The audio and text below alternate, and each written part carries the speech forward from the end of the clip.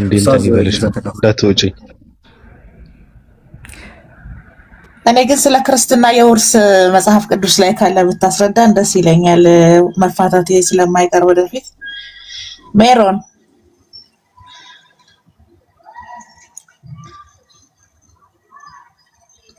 በክርስትና የውርስ ስርዓት የውርስ ክፍፍል አለ እግዚአብሔር የደነገገው? አዎ አለ አለ። እሱ ብታስረጂኝ በጣም ደስ ይለኛል። ያው ብሉይ ኪዳን ላይ መሄድ አለብኝ እነዚህን ህግጋት ለማውጣት። እሺ አንዴ ላውጣው አለ። እኛም የውርስ ህግ አለ፣ ግን አሁን እኛ የምንተዳደርበት ሳይሆን ይሄ በብሉይ ኪዳን የነበረ ስርዓት ዳርኛን ዊ ኖ ሎንገር እኛ ክርስቲያኖች የምንከተለው ሳይሆን በታሪክ ግን ነበረ ለማለት ነው። አሁን ህዝበ ክርስቲያኑ በምን ነው የሚተዳደረው? ሜሮን እንደዛ የለብንም። አሁን ያወጣልን ህግ የለም። ፍርድ ቤት ነው ሜሮን፣ ፍርድ ቤት ነው የምትሄደው። ምን ችግር አለ? የዚህ ዓለም መንግስት ጥሩ ህግ አለው። አምላክ መፍትሄ ማስቀመጥ ነበረበት እኮ ለዚህ አይደለ? ወሳኝ ነገር ነው። አንዳንድ ማለት አሁን አንተ የምትለውንም ይሄንን ህግጋት ላይፈልግ የሚችል ሰው አለ። ስለዚህ ሁሉ ሰው ለዚህ ነው ስቴት እና ሪሊጅን ስፕሪት ገባ። ምክንያቱም መንግስት የሚወክለው ነገር አለ፣ እንደ ቦታው ደግሞ ይለያያል። ብዙ ነገር አለ። ብቻ እንደምትኖርበት ኢንቫይሮንመንት አሁን ለምሳሌ የእናንተ ሲቀመጥ ሜሮን የማይፈልግ ሰው ሊኖር ይችላል በሚለው አይደለም። ለምሳሌ አሁን ዝሙት መስራት የሚፈልግ ሰው አለ አይደል? አለ እኮ ዝሙት መስራት የሚፈልግ አለ። የሚፈልግ ስላለ ብቻ ነገሩ ዝም ተብሎ አይታለፍም። የሚፈልግም ቢኖር ባይኖርም ክልክል ነው። ስለዚህ አምላክ ህግን ሲያስቀምጥ የሆነ ሰው ስለሚፈልግና ስለማይፈልግ ሳይሆን ህግ መቀመጥ ስላለበት ነውና እንዲህ ያለ ትልቅ ነገር እንዴት ሜንሽን ሳይደረግ አለፈ በአዲስ ኪዳናችሁ? አይ ለእስራኤላውያኖች ነበራቸው። እኛ ግን ክርስቲያኖች በዛ በነሱ ቃል ኪዳን ስላልሆነን እኛ ወርናት ባይንድ በዛለው ለዛ ነው እኮ ስለ አዲስ ኪዳን ሰዎች ለምንድን ነው የማይቀመጠው? ነው ለሰፊው ህዝበ ክርስቲያኑ የምትበዙትም እናንተ ናችሁ አይደል? ቢካዝ መንግስት ስላለ። የምን መንግስት? ይሄንን የሎ አለ አይደለም መጽሐፍ ቅዱስ ክልል ሃይማኖት ነው አይን ማስቀመጥ ያለበት እኮ። ለምን መንግስት ጋር የምትሄዱት? አይ ለምንድን ነው እንደዛ ያልከው? ሃይማኖት ነው ማስቀመጥ ያለበት ለምን አልክ? ለምሳሌ አንዲት ሴት ብትበደል ምንድነው ይሄ ፍርድ ቤት ሄድና ብትጨቆን ወይ በስርዓት ባይከፋፈልላት ምንድነው የሷ መፍትሄ? ኦኬ ፍርድ ቤት አለ አይደለ? በስርዓት ባይፈረድላትና ትክክል አይደለም ብላ ብታምን ምንድነው ሊሆን የሚችለው ነው?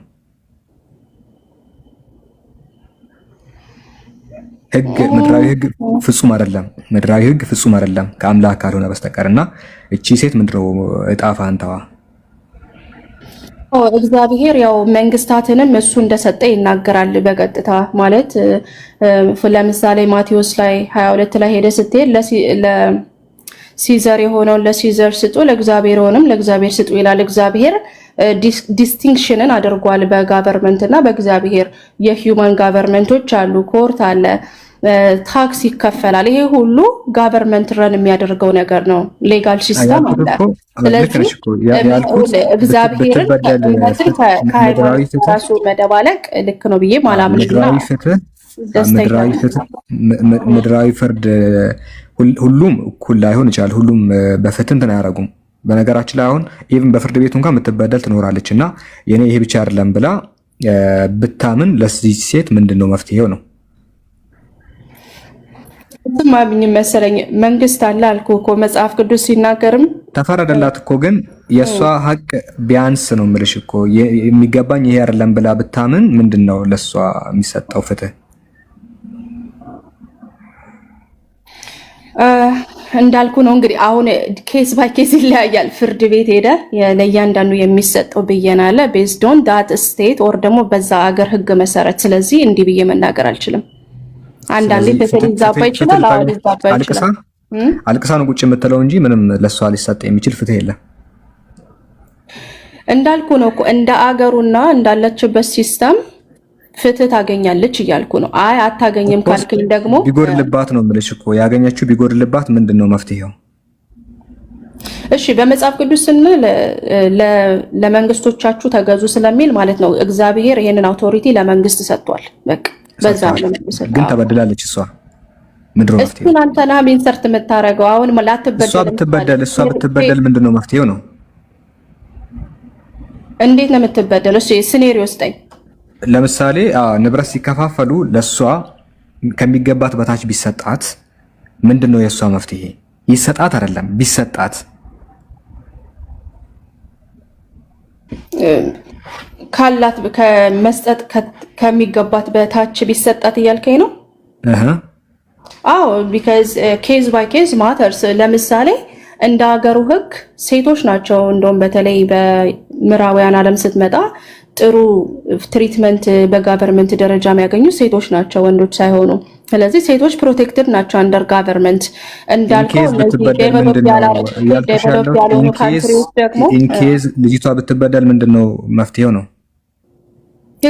የኮርቱ ኦር ደግሞ የዛ ሀገር መንግስት ህግ ነው አንድ ፌል አረጋት የምትለው ኮስ መፍትሄው ምንድነው? ለሷ የሚሰጥ የሚችለው ፍትህ ምንድነው? በእናንተ እኮ እኛ እንደናንተ ኢስላሚክ ሎ የለንም ማለት በሪሊጂየስ መፍትሄ የላትም ነው በቃ ታለቅሳለች ቁጭ ትላለች። ጋቨርንመንት ነው እያልኩ እኮ ሮሜ 13 ላይ ሲናገር ታዩ ማመልስ የለም። ጋቨርንመንቱን እኮ ነው ተቀብዬሻለሁ። መንግስት ነው ፍርዳቸው ነው የሚናገረው መጽሐፍ ቅዱስ። ምድራዊ ህግ ፍጹም አይደለም። በነገራችን ላይ ምድራዊ ህግ አንድም ለሱ አንዳም ለሷ ሊያደላ ይችላልና ከሁለት አንዳቸው ቢበደሉ ምንድነው ሊሰጥ የሚችለው? ጃስቲስ ነው እንዳልከው ሲቪል ማተር ስለሆነ እንግዲህ መንግስት ነው ይሄንን የሚወስነው እና የሆነው መልሴ መጽሐፍ ቅዱስ ደግሞ ያው መንግስትን እንድናከብር ይነግረናል። ቢካዝ እሱም አውቶራይዝ ስላደረጋቸው ማለት ነው። ያው እንዳልከው እኛ ህግ ስለሌለ የሌለንን ህግ እዚህ ጋር ሁሉንም መንግስት እግዚአብሔር ነው የሚሾመው። ለዛ ነው ለጌቶቻችሁ ለመንግስታችሁ እንዲታዘዙ ትእዛዝ ያወጣው እግዚአብሔር። በብሉይ ኪዳን ነው በአዲስ ኪዳን ነው? እግዚአብሔር ያለው ሪሊጅናል ግን ጋቨርንመንት አይደል እንዴ? ጋቨርንመንት ሪስትሬንት ባይኖር በምድር ላይ ስንት ኢቪል ሰው አለ። ሰውን ይገላል፣ ሰው ብዙ ክፉ ነገር ያደርጋል። ስለዚህ ይሄ ሪስትሬንት እግዚአብሔር የፈቀደው ነው። መንግስት እንዲኖር የእግዚአብሔር ፈቃድ ነው ብዬ አምናለሁ። በዛ ውስጥ ደግሞ ትዳር፣ ፍቺ፣ ስለዚህ የዓለም መንግስታቶች የእግዚአብሔርን ሀሳብ ነው የሚያስፈጽሙት። ሊሰን ስለዚህ የዓለም መንግስታቶች የእግዚአብሔርን ሀሳብ ነው የሚያስፈጽሙት ነው የምትይኝ? ህግ ቢያጎድሉ፣ የንጹሃን ደም ቢያፈሱ፣ ፍትህ ቢያጎሉ፣ ሰው ምንም ነገር ቢያደርጉ የእግዚአብሔርን ሀሳብ ነው የሚያስፈጽሙት። ለእነሱ እንታዘዛለን።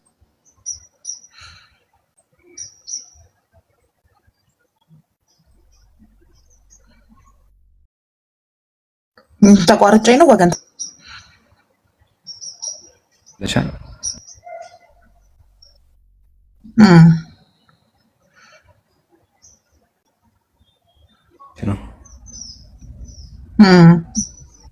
ተቋርጠሻል እየተሰማኝ ነው።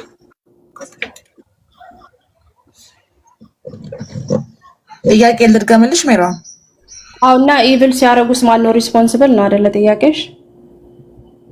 ነው ይሄን ሲያረጉ ያን ሲያረጉ ሳይሆን አንቺ መንግስታቶች እግዚአብሔር ለመንግስታቶች እንድንታዘዝ አድርጎናል ካልሽ መንግስታቶች የእግዚአብሔርን ሀሳብ ነው የሚያስፈጽሙት እያልኩሽ ነው። ዓለም ላይ ያሉ መንግስታት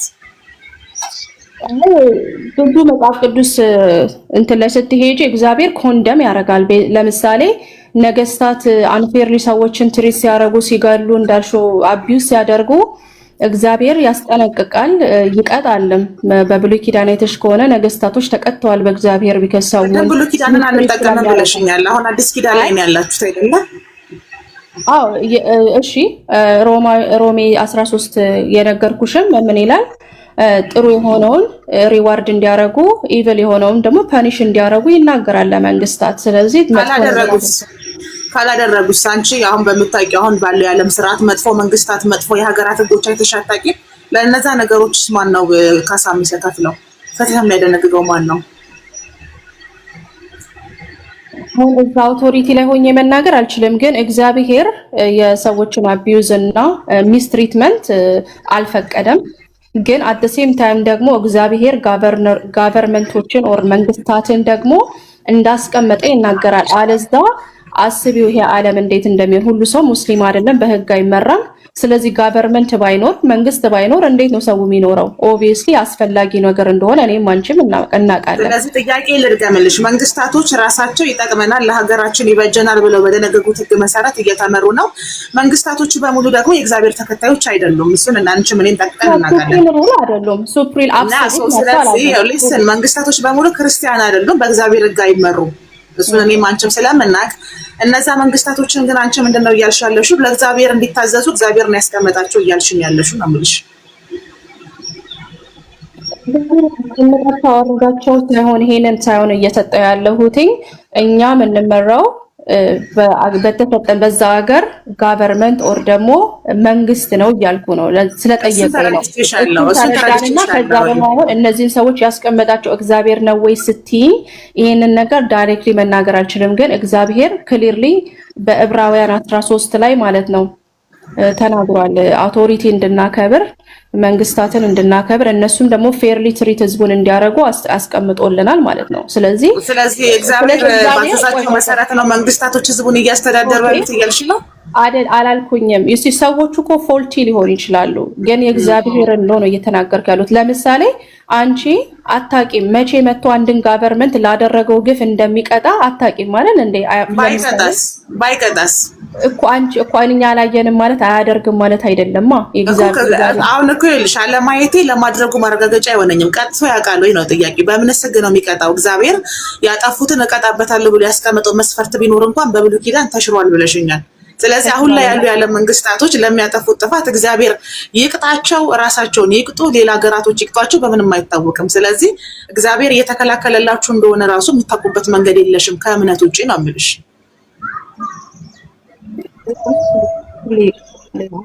ብሉይ ኪዳን ላይ ስል ተሽሯል የሚል ነገር አላመጣሁም ህጉ የተሰጠው አሁን ያልኩሽ ኢንሄሪታንስ ነው የተሰጠው ለእስራኤል እንደሆነ ተናገርኩ እንጂ ብሉይ ኪዳን ተሻረ ብዬ አልመጣሁም እግዚአብሔር ነገስታትን በደንብ አርጎ ጀጅ አድርጓል በጣም በአስከፊ ሁኔታ ማለት ነው ስለዚህ እግዚአብሔር ያውቃል ጀጅ ያደረጋቸው ነገስታቶች እነማን ናቸው ነበክድነጾር አሁን በነበረው ጥጋብ ምክንያት እሱ ሰውዬ ወደ ቀይ አፈር ተቀይሯል አሁን ማውራሽ እኮ ስለምናየው ዓለም እኮ ነው ለኤቪደንስ ቅርብ ስለሆነ ስለምናየው ዓለም ነው እንጂ ወደ ቀይ አፈር ስለተቀየሩ ሰዎች ማናወራ ምን ይቆንጆ አሁን ላይ ባለው የዓለም ስርዓት ለምሳሌ ሳላህ ቅድም ያመጣልሽ የውርስ ስርዓት አሁንም የሚሰራ ነው ጥቅም ላይ የሚውል ነው ጥያቄ ጠየቁሽ ክርስቲያኖች የውርስ ስርዓት አላችሁ ወይ ፈጣሪያችሁ የሀብት ክፍፍል ፍትሃዊነትን ያሰፈነበት የውርስ ስርዓት አላችሁ የለም የፍትህ ስርዓት አላችሁ የለም የጋብቻ ስርዓት አላችሁ የለም ገብቶሻል አይደለ ግን እናንተ ይሄንን ሁሉ የምናገኘው ከመንግስታት ነው ካልሽ መንግስታቶች በሙሉ ደግሞ እግዚአብሔር የሾማቸው ናቸው ቢስጠይቅሽ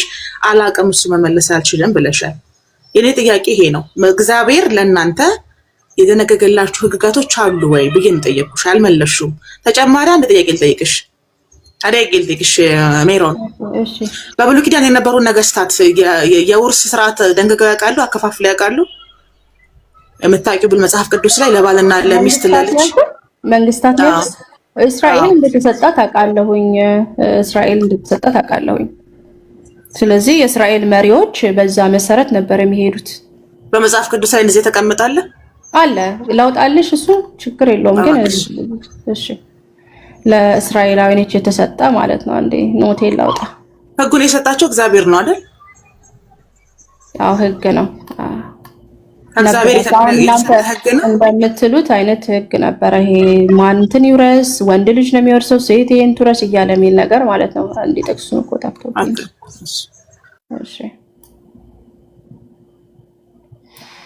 እሺ ላውጣ 10 ሰከንድ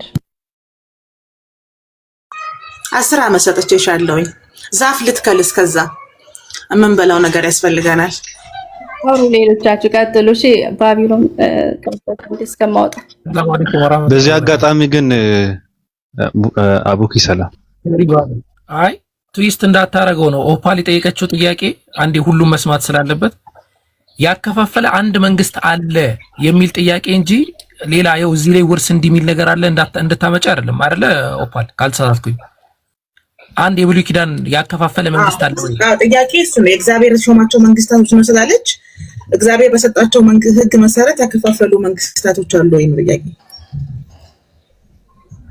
ይሻለው ለእስራኤል የተሰጠ ህግ ነው ስፔሲፊክሊ ለነሱን የተሰጠው ብዬ አይደል ያልኩሽ። ከዛ አምጪልኝ አልሽኝ አይደል? እሱን የተስማማ ነው።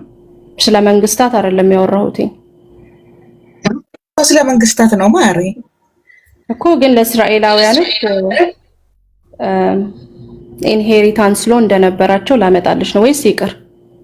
አይ በቃ ዛፉን ለምን ተክለዋለሁ እኔ መንግስታቶች ለእግዚአብሔር ነው የሚታዘዙት ስላልሽ ለእግዚአብሔር ታዞ አንድ የውርስ ስርዓት የፈጸመ መንግስት ካለ በብሉይ ኪዳን ስጪኝ። አይ እንደሱ አልጠያቄሽ። እሺ ቅድም መጀመሪያ ላይ ስንጀምር እንደዛ ነበር። ችግር የለውም። ፎር ኮሬክቲንግ ወደ ብሉይ ኪዳን መልሼሽ ነው እኮ አንቺ አሁን እዛ የተጻፈለ ስላልሽ መልሼሽ ነው እንጂ በአዲስ ኪዳን ወይም አሁን ባለንበት ዓለም ላይማ የዓለም መንግስታት በሙሉ ለእግዚአብሔር ነው የሚታዘዙት ብለሽ መልሰሽልኝ አልመለሽም። ገብቶሻል ጥያቄ? ፍትህን የሚያሰፍኑት መንግስታቶች እግዚአብሔር አዟቸው ነው ወይ? እናንተ አሁን ለመንግስታት ታዘዙ ብሎናል እግዚአብሔር ብለሻል አንቺ አይደለ? ስለዚህ እንታዘዛለን ብለሻል። መልሺ ምን አልኩሽ? እነዛ መንግስታት ለሰው ልጅ እንዲታዘዙ እግዚአብሔር የደነገገላችሁ የመብት ህግ አለ ወይ? የጋብቻ ህግ አለ ወይ? የውርስ ህግ አለ ወይ? የጠየቁሽ የለም አልሶ የምትተዳደሩት በዲሞክራቲክ መንግስት ነው። በተቀመጠላችሁ ህግ ብቻ ነው። እነሱ ልክ ነው ባሉት ፍትህ ቢጓደልብሽ መብት ብታጭ መብት የለሽም። እንደ ክርስቲያን አዛ ክርስቲያን ነው የማወራሽ። ቀደም ሳላ ስለምና በእስላሚክ ስላሉ ህጎች አቀርቦልሻል። እኔ እንደ ክርስቲያን በመጽሐፍ ቅዱሳችሁ ውስጥ ለመብት ጥሰት፣ ለጋብቻ፣ ለውርስ የሚሆን ህግ የላችሁም። አንቺ ምን አልሽ? እነዛ ህጎች የምናገኛቸው ካለ መንግስታት ነው አልሽ። እነዛ መንግስታቶች ደግሞ በሙሉ ክርስቲያን አይደሉም። ስለዚህ በእግዚአብሔር ህግ የምትዳደሩ አይደሉም። ይሄ እኮ ነው በግልጽ የመለስኩልሽ ማለት ነው።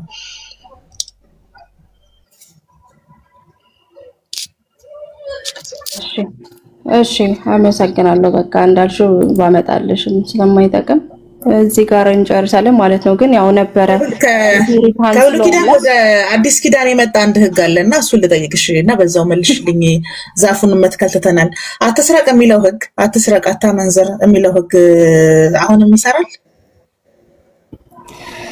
ህጉ ይሰራል ስትይ ምንድነው? ለምሳሌ ይሄንን ባታደርጊ የሚመጣብሽ ቅጣት ነበረ በብሉይ ኪዳን አይደል? ህጉ ሲሰጥ ለምሳሌ ሰው መግደል አይቻልም፣ በሞት ነው የሚያስቀጣው አይደል? በብሉይ ኪዳን መስረቅ የሚለው ላይ ይኸውልሽ ሜሮን እኔ በነገርሽ ላይ ማለት ነው ጥያቄ እንደግምልሻለሁ። ምንም የሚደክመኝ ሰው መስረቅ ነው የሚለው። አሁን ለምሳሌ ላስተካክልልሽ፣ አትስረቅ የሚል ህግ አለ በብሉይ ኪዳን። አሁንም ያ ህግ ይሰራል ወይስ አይሰራም? እኮ እየነገርኩሽ እኮ ነው።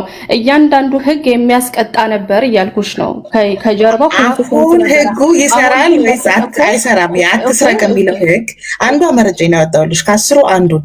አትስረቅ የሚለው ህግ አሁን ላይ ይሰራል ወይስ አይሰራም? እሺ እኛ እያልን ያለ ነው በድሮ ጊዜ ሊተራል ኮንሲኩዌንስ ነበረው ህጉ ማለት ነው። ሊገልሽ ይችላል። ለምሳሌ ሰው ብትገይ መገደል ነው፣ አትማሪም፣ ብትዋሽም ሌላ የራሳቸውን የቻሉ ኮንሲኩዌንሶች አሉ። አሁን በክርስቶስ ግን እነዚህ ህጎች ስለተፈጸሙ ኦር ፉልፊልድ ስለሆኑ ማለት ነው አሁን ከዛ ፔናሊቲ ነፃ ነን ብለን ነው የምናምነው። አንድ ክርስቲያን አሁን ቢሰርቅ ነፃ ነው ማለት ነው? ሌባ ነው አይባልም እንዴ? ፈርስት ኦፍ ኦል እኮ ሌባ ነው አይባልም። አሁን አንድ ክርስቲያን ቢሰርቅ ሌባ ነው አይባልም ማለት ነው ስለተሻረለት?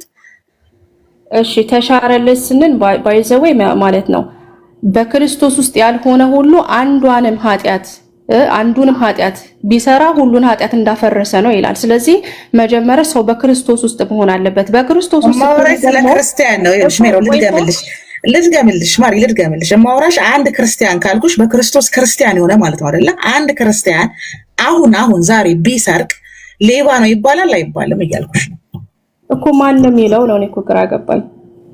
መጽሐፍ ቅዱስሽ ነው። አትስረቅ የሚለው ህግ አትስረቅ። አሁን ለምሳሌ አትስረቅ የሚል ህግ አለ አይደለ? ሰው አሁን በአዲስ ኪዳን ክርስቲያኖች መስረቅ ይችላሉ? መጽሐፍ ቅዱሳችሁ አትስረቅ ስለሚል የሰረቀ ሰው ሌባ ነው አይባልም? ጥያቄ ይሄ ነው። ማንም ሊሆን ይችላል፣ የህግ አካላትም ሊሆን ይችላል፣ የሃይማኖት አባቶችም ሊሆኑ ይችላሉ፣ አንቺም ልትሆኚ ትችያለሽ። ስለዚህ ያ ክርስቲያን ሲሰርቅ ብታገኙ ሌባ ነው ይባላል ወይስ አይባልም? አትስረቅ የሚለውን ህግ ጥሷል ወይስ አልጣሰም? እሺ መጽሐፍ ቅዱስ ጠቅሼ ልንገርሽ እንዲገባሽ ማለት ከኔ ቃል እንዳይሆን። እሺ መጽሐፍ ቅዱስ በሮሜ 6 ምን ይላል? we're not under the law but under grace ይላል። ምን ማለት ነው? በህግ በታች አይደለንም በጸጋው በታች ነን ይላል። ስለዚህ በዛ መሰረት ሆፕፉሊ መልስሽን አግኝተሻል። አይደለም በጸጋ ድኗል። አንደር ግሬስ ነን እያለች ነው። በጸጋ ውስጥ ነው ያለ ነው። አዲሱ ኪዳን ይኸውልሽ፣ አዲሱ ኪዳን ይኸውልሽ፣ እየሰማሽኝ ከሆነ ኦኬ። ፈርስት ኦፍ ኦል እንድታውቁ የፈለኩት ነገር ለእስራኤል የተሰጠ ህግ አለ። ይሄ ህግ ደግሞ ለአህዛቦች አልተሰጠም። ፈርስት ኦፍ ኦል ይሄን እንዲጠብቁ የታዘዙት የእስራኤላውያን ናቸው። በማን? በሙሴ ተሰጥቷቸው ማለት ነው። ይሄ እኮ የነሱ ህግ እኮ ነው። ለዓለም ሁሉ እኮ የተሰጠ ህግ እኮ አልነበረም። ክርስቲያኖች መስረቅ ይችላሉ? አይችሉም። ለምን አይችሉት?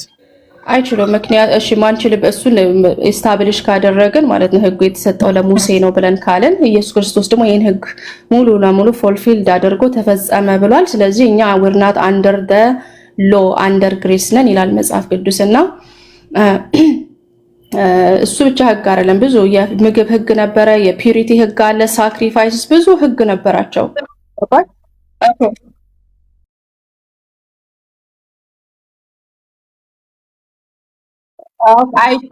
አይችልም። መልኩ ምንድነው? ድሮም አትስረቂ ነው፣ አሁንም አትስረቂ ነው። ኦኬ ለምንድን ነው የማልሰርቀው? በጸጋ ከዳንኩኝ ለምንድን ነው የማልሰርቀው? ስርቆቴ ድህነቴን የማያሳጣኝ ከሆነ ለምንድን ነው የማልሰርቀው እያልኩሽ ነው። እኔ ደግሞ ቢካዝ በእግዚአብሔር ሞራል ውስጥ ናቸው ስቲል አሁንም መስረቅ ማይችሉበት ስቲል በእግዚአብሔር ሞራል ውስጥ ስለሆነኝ። ስለዚህ ስቲሊንግ ማድረግ ደግሞ መስረቅ ሮንግ ስለሆነ አትሰርቂም። መጽሐፍ ቅዱስም ደግሞ ኮማንድ ያደርግሻል እንዳትሰርቂ። እሱ ለእስራኤላውያኖች ናት። ቀደም ብለሻል እኮ ህጉ ለእስራኤላውያኖች የመጣ ነው ስላልሽ እኔ እንደ ኢትዮጵያ ክርስቲያን መስረቅ ይችላል። ሞራሉ ሪሜን ያደርጋል ማለት ነው። ስለ ሞራል አይደለም ማውራሽ፣ ስለ ህግ ነው ማውራሽ ውዴ።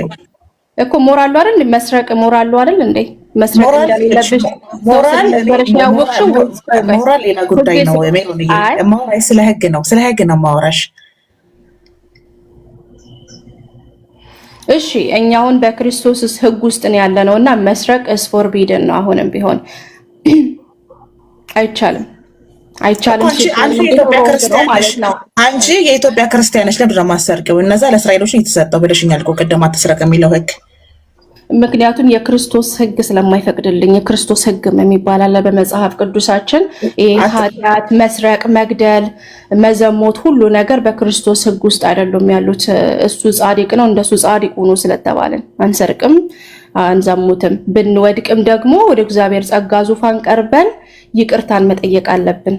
አናረግም አይባልም። መቼስ አሁን ይሄ ከአንቺ ከግል ፍላጎትሽ የመነጨ እንጂ መመሪያ የሰጠው ክርስቶስ መመሪያ አልሰጠሽም። ከአንቺ ግል ፍላጎትሽ ነው። ኤፌሶን 4:8 ላይ ምን ይላል? let the thief no longer steal፣ ሌባ እንኳን ቢኖር አይስረቅ ይላል መጽሐፍ ቅዱስ። እኔ አይደለም ያልኩት። ብሰርቅስ እያልኩሽ እኮ ነው። ብሰርቅስ ምንድነው የምሆነው እያልኩሽ ነው። ደግሞ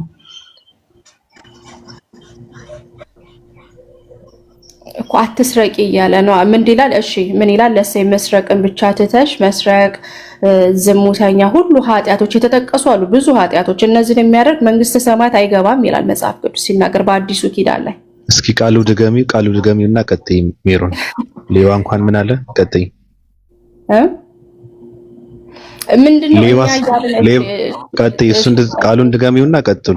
ቃሉ ሌባ እንኳን ቢኖር ምን አለ መጽሐፍ ቅዱስ? እነዚህን ፕራክቲስ የሚያደርግ ሰው መንግስተ ሰማያት አይገባም ይላል። ምክንያቱም በክርስቶስ የሆነ ሰው ለጽድቅ ነው የተጠራው እንጂ እንዲሰርቅ፣ እንዲዘሙት፣ እንዲገል በቃ የተለያየ አልባሌ ላይፍ እንዲኖር አይደለም የተጠራው፣ ለጽድቅ ነው የተጠራው። ስለዚህ እነዚህ ነገሮች ማድረግ ደግሞ የጽድቅ ስራ ስላልሆኑ በዚህ መሰረት አልተፈቀደም።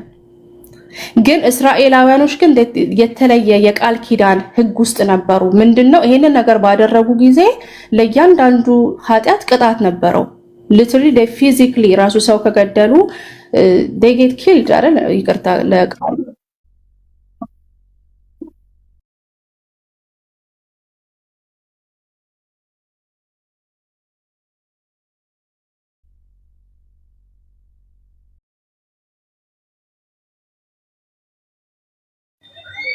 እሺ አንደኛ ነገር ለምን ትሰርቂያለሽ? ሞቲቭሽ ምንድነው ነው? why just because ወደኛለሁ ብለሽ ነው የምትሰርቂው? ለምን እንደምትሰርቂው? መጀመሪያ የመስረቅ ፍላጎት ስላለኝ። ለምሳሌ አታመንዝር፣ አትስረቅ ሲል እኮ የሚያመነዝር የሚሰርቅ የሚዋሽ ስላለ ነው አይደለ? ኦልሬዲ እንደዛ አይነት ሰዎች ስላሉ ነው። ሰው እኔ ሌባ ነኝ፣ ሌባ ክርስቲያን ነኝ። ምንድነው የምሆነው? ጥሩ። ለሱ መልሱ ምንድነው? መጽሐፍ ቅዱስ ሲናገር አሮጌው ነገር አልፏል አዲሱም ነገር አሁን ሆኗል ይላል። ምንድነው? አንቺ ክርስቶስን ስታገኝ አዲስ ፍጥረት ነው የምትሆኚው። ሌባ ከነበርሽ ሌባ አትሆኝም ማለት ነው። ስለዚህ ስለዚህ አሁን ሌባ ክርስቲያን የለም፣ ዝሙተኛ ክርስቲያን የለም፣ ውሸታም ክርስቲያን የለም እያልሽ ነው? እንደዛ ከሆነ እኮ አንድም ክርስቲያን የለም በነገርሽ ላይ። በአንቺ አገላለጽ ከሆነ አንድም ክርስቲያን ዓለም ላይ የለም ማለት ነው በነገርሽ ላይ። አመሰግናለሁ። መጽሐፍ ቅዱስም በማቴዎስ 22 ላይ ምን ይላል? ባልንጀራህን እንደራስ አድርገህ ውደድ ይላል። ይሄ ደግሞ የሕግ ሁሉ ፍጻሜ ነው ብሎ የክርስቶስ ሕግ ይሄ ነው አይደል እንዴ? ስለዚህ ከሰረቅሽው ባልንጀራሽን ኃጢአትን እየሰራሽ ነው። መጽሐፍ ቅዱስ ክሊርሊ ባልንጀራሽን እንደራስሽ ውደጂ አለሽ፣ አዟል ማለት ነው። ስለዚህ አታደርጊም ማለት ነው። ታዘሻል እንዳታደርጊው። እንደገና እሺ በሁለተኛ ቆሮንቶስ ምዕራፍ 5 ላይ ሲናገር አንድ ሰው በክርስቶስ ካለ አሁን አዲስ ፍጥረት ነው ይላል። ስለዚህ ሌባ ከነበርሽ ማለት ነው ድሮ በቃ ሌብነት ሀቢትሽ ከነበረ በክርስቶስ ስትሆኚ ግን ይሄ ነገር ሀቢትሽ ሊሆን አይችልም እያልኩሽ ነው። ልትሰርቂ ግን ትችያለሽ አንዳንዴ። እሺ ዓለም ላይ አንድም ክርስቲያን የለም። ሜሮን በቃ ተጠመቁ። እንደገና አንቺ እንደምትይው ክርስቶስን የተላበሰ የማይሰርቅ የማይዋሽ ፍጹም ከሆነ ክርስቶስን መምሰል ከሆነ ዓለማችን ላይ አንድም ክርስቲያን ኖሮ አያውቅም ማለት ነው። አመሰግናለሁ። ሌሎቻችሁ ቀጥሉ። ቴንክ ዩ። ይገባኛል የምትይው እንደዛ። ግን ክርስቲያን ደካማ ሊሆን ይችላል። ግን በኃጢአት የሚመላለስ በውስጥ አድርጎ በቃ ኃጢአቱ ላይ ዋው እኔ አምዶ እንግዲህ የሚልሽ ክርስቲያን ካገኘሽ አዎ መጠየቅ አለብሽ። ይሄ ሰውነት ክርስቶስን ያውቃል ይብለሽ ማለት ነው። በዚህ ሜሮን ጳውሎስ ሲናገር ማድረግ የምፈልገውን አላደርግም፣ ማድረግ የማልፈልገውን ደግሞ አደርጋለሁ፣ ለኃጢአት ተሰጥኩ ስጋ ነኝ እያለ ምናምን ይናገራል። አልዳንም ማለት እንችላለን? አዎ እሱ እያለ ያለው ኃጢአትን ኤክሰርሳይዝ አድርጌ ደስ ብሎኛል ሳይሆን እያለ ያለው አይተኸው ከሆነ ምን አይነት ጎስቋላ ሰው ነኝ ይላል። ይሄ ሰው የተጸጸተ ሰው ነው። ቦስት የሚያደርግ በኃጢአቱ ይነዋት ድሮም ሌባ ነበር አሁንም ሌባ አልሆን ያለ ሰው አይደለም። እንደውም ስጋው ሁል ጊዜ ስለሚፈታተነው እኔ ምን አይነት ጎስቋላ ሰው ነኝ እያለ ሲጸጸትና ሲያዘን ታያለ። እንዲህ አይነት ክርስቲያን ነው። ግን እኛ እያለን ያለ ነው አሁን እሱ አለች ሌባ ነበርኩኝ ሌባ ሆኜ ብቀጥል ምን ችግር አለው ነው ጳውሎስ ብሎ የሚያስተምረው አይደለም።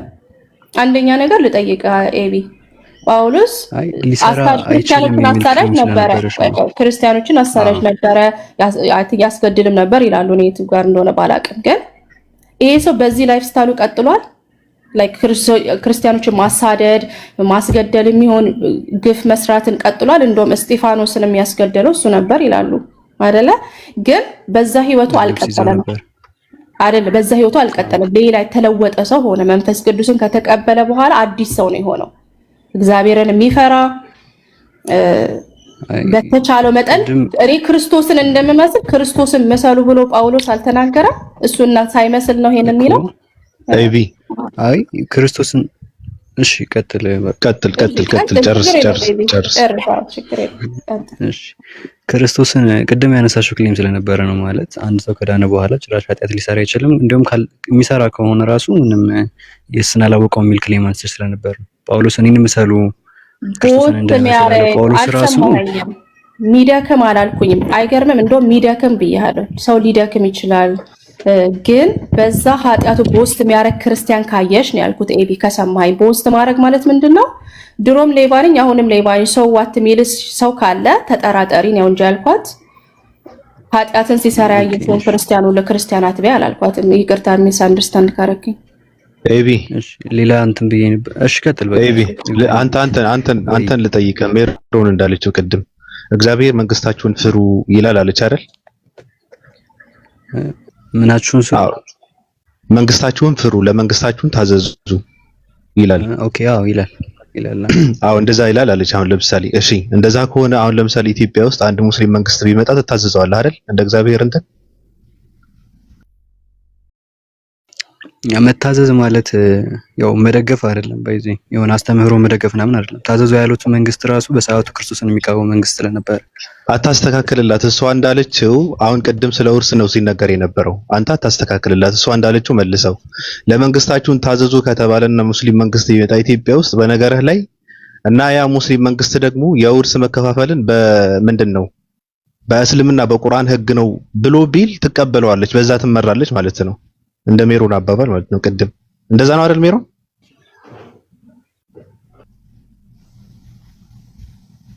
ለምሳሌ ምን እንደው ታውቃለህ ጴጥሮስ ምን አደረገ?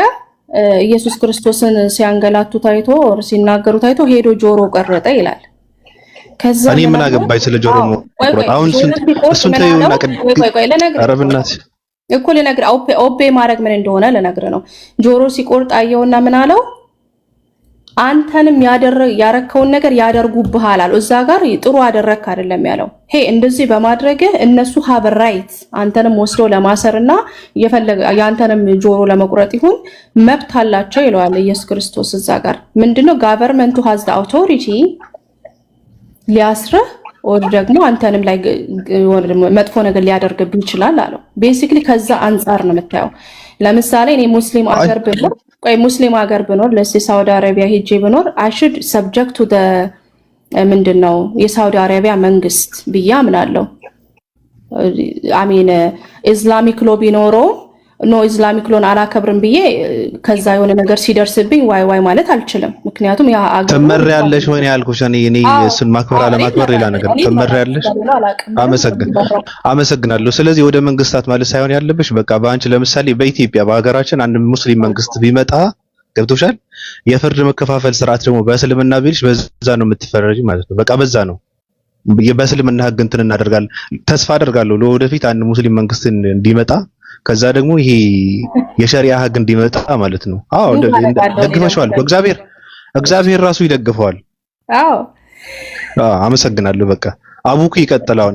ሜሮኒ አንድ አቡበከር ሳይጀምር ባቢ በሄድክበት አንድ ፎሎ አፕ ኩዌስችን እግዚአብሔር መንግስታቶችን ስሙ ካለ አሁን ባለው ላይ በአለም ላይ ሆሞሴክሹዋል መንግስታቶች ያስፋፋሉና ያንን ነገር መታዘዝ አለብን ማለት ነው። ምክንያቱም መንግስት መስማት አለብን። እንደው ሙስሊም የሚባለው ነገር ቀርቶ የሙስሊም መንግስት በእነሱ ራሱ ቪው ራሱ ከሄድን ስለዚህ እግዚአብሔር መንግስት ስሙዋልና ሆሞሴክሹዋልን ጾታን ግዴታ በመቀየር ወይም ጾታ በማስተማርን መንግስታቶች ያዛሉና should we have to listen them ኦቤ ማድረግ አለብን like according to her? አይ በዛ መልኩ አይደለም። ራስን ከእግዚአብሔር ቅድም ምን ብያለሁ? they're not absolute authority አይደሉም። አውቶሪቲያቸው እግዚአብሔር ነው። ምክንያቱም በመጨረሻው ዘመን ራሱ government ራሱ ጀጅ እንደሚደረግ ጀጅ እንደሚፈርድ በመንግስታት ላይ ይናገራል። ስለዚህ ሱፕሪም አውቶሪቲ እግዚአብሔር ነው ብለን ነው የምናምነው። እሺ እንዲህ አይነት ሲቹዌሽን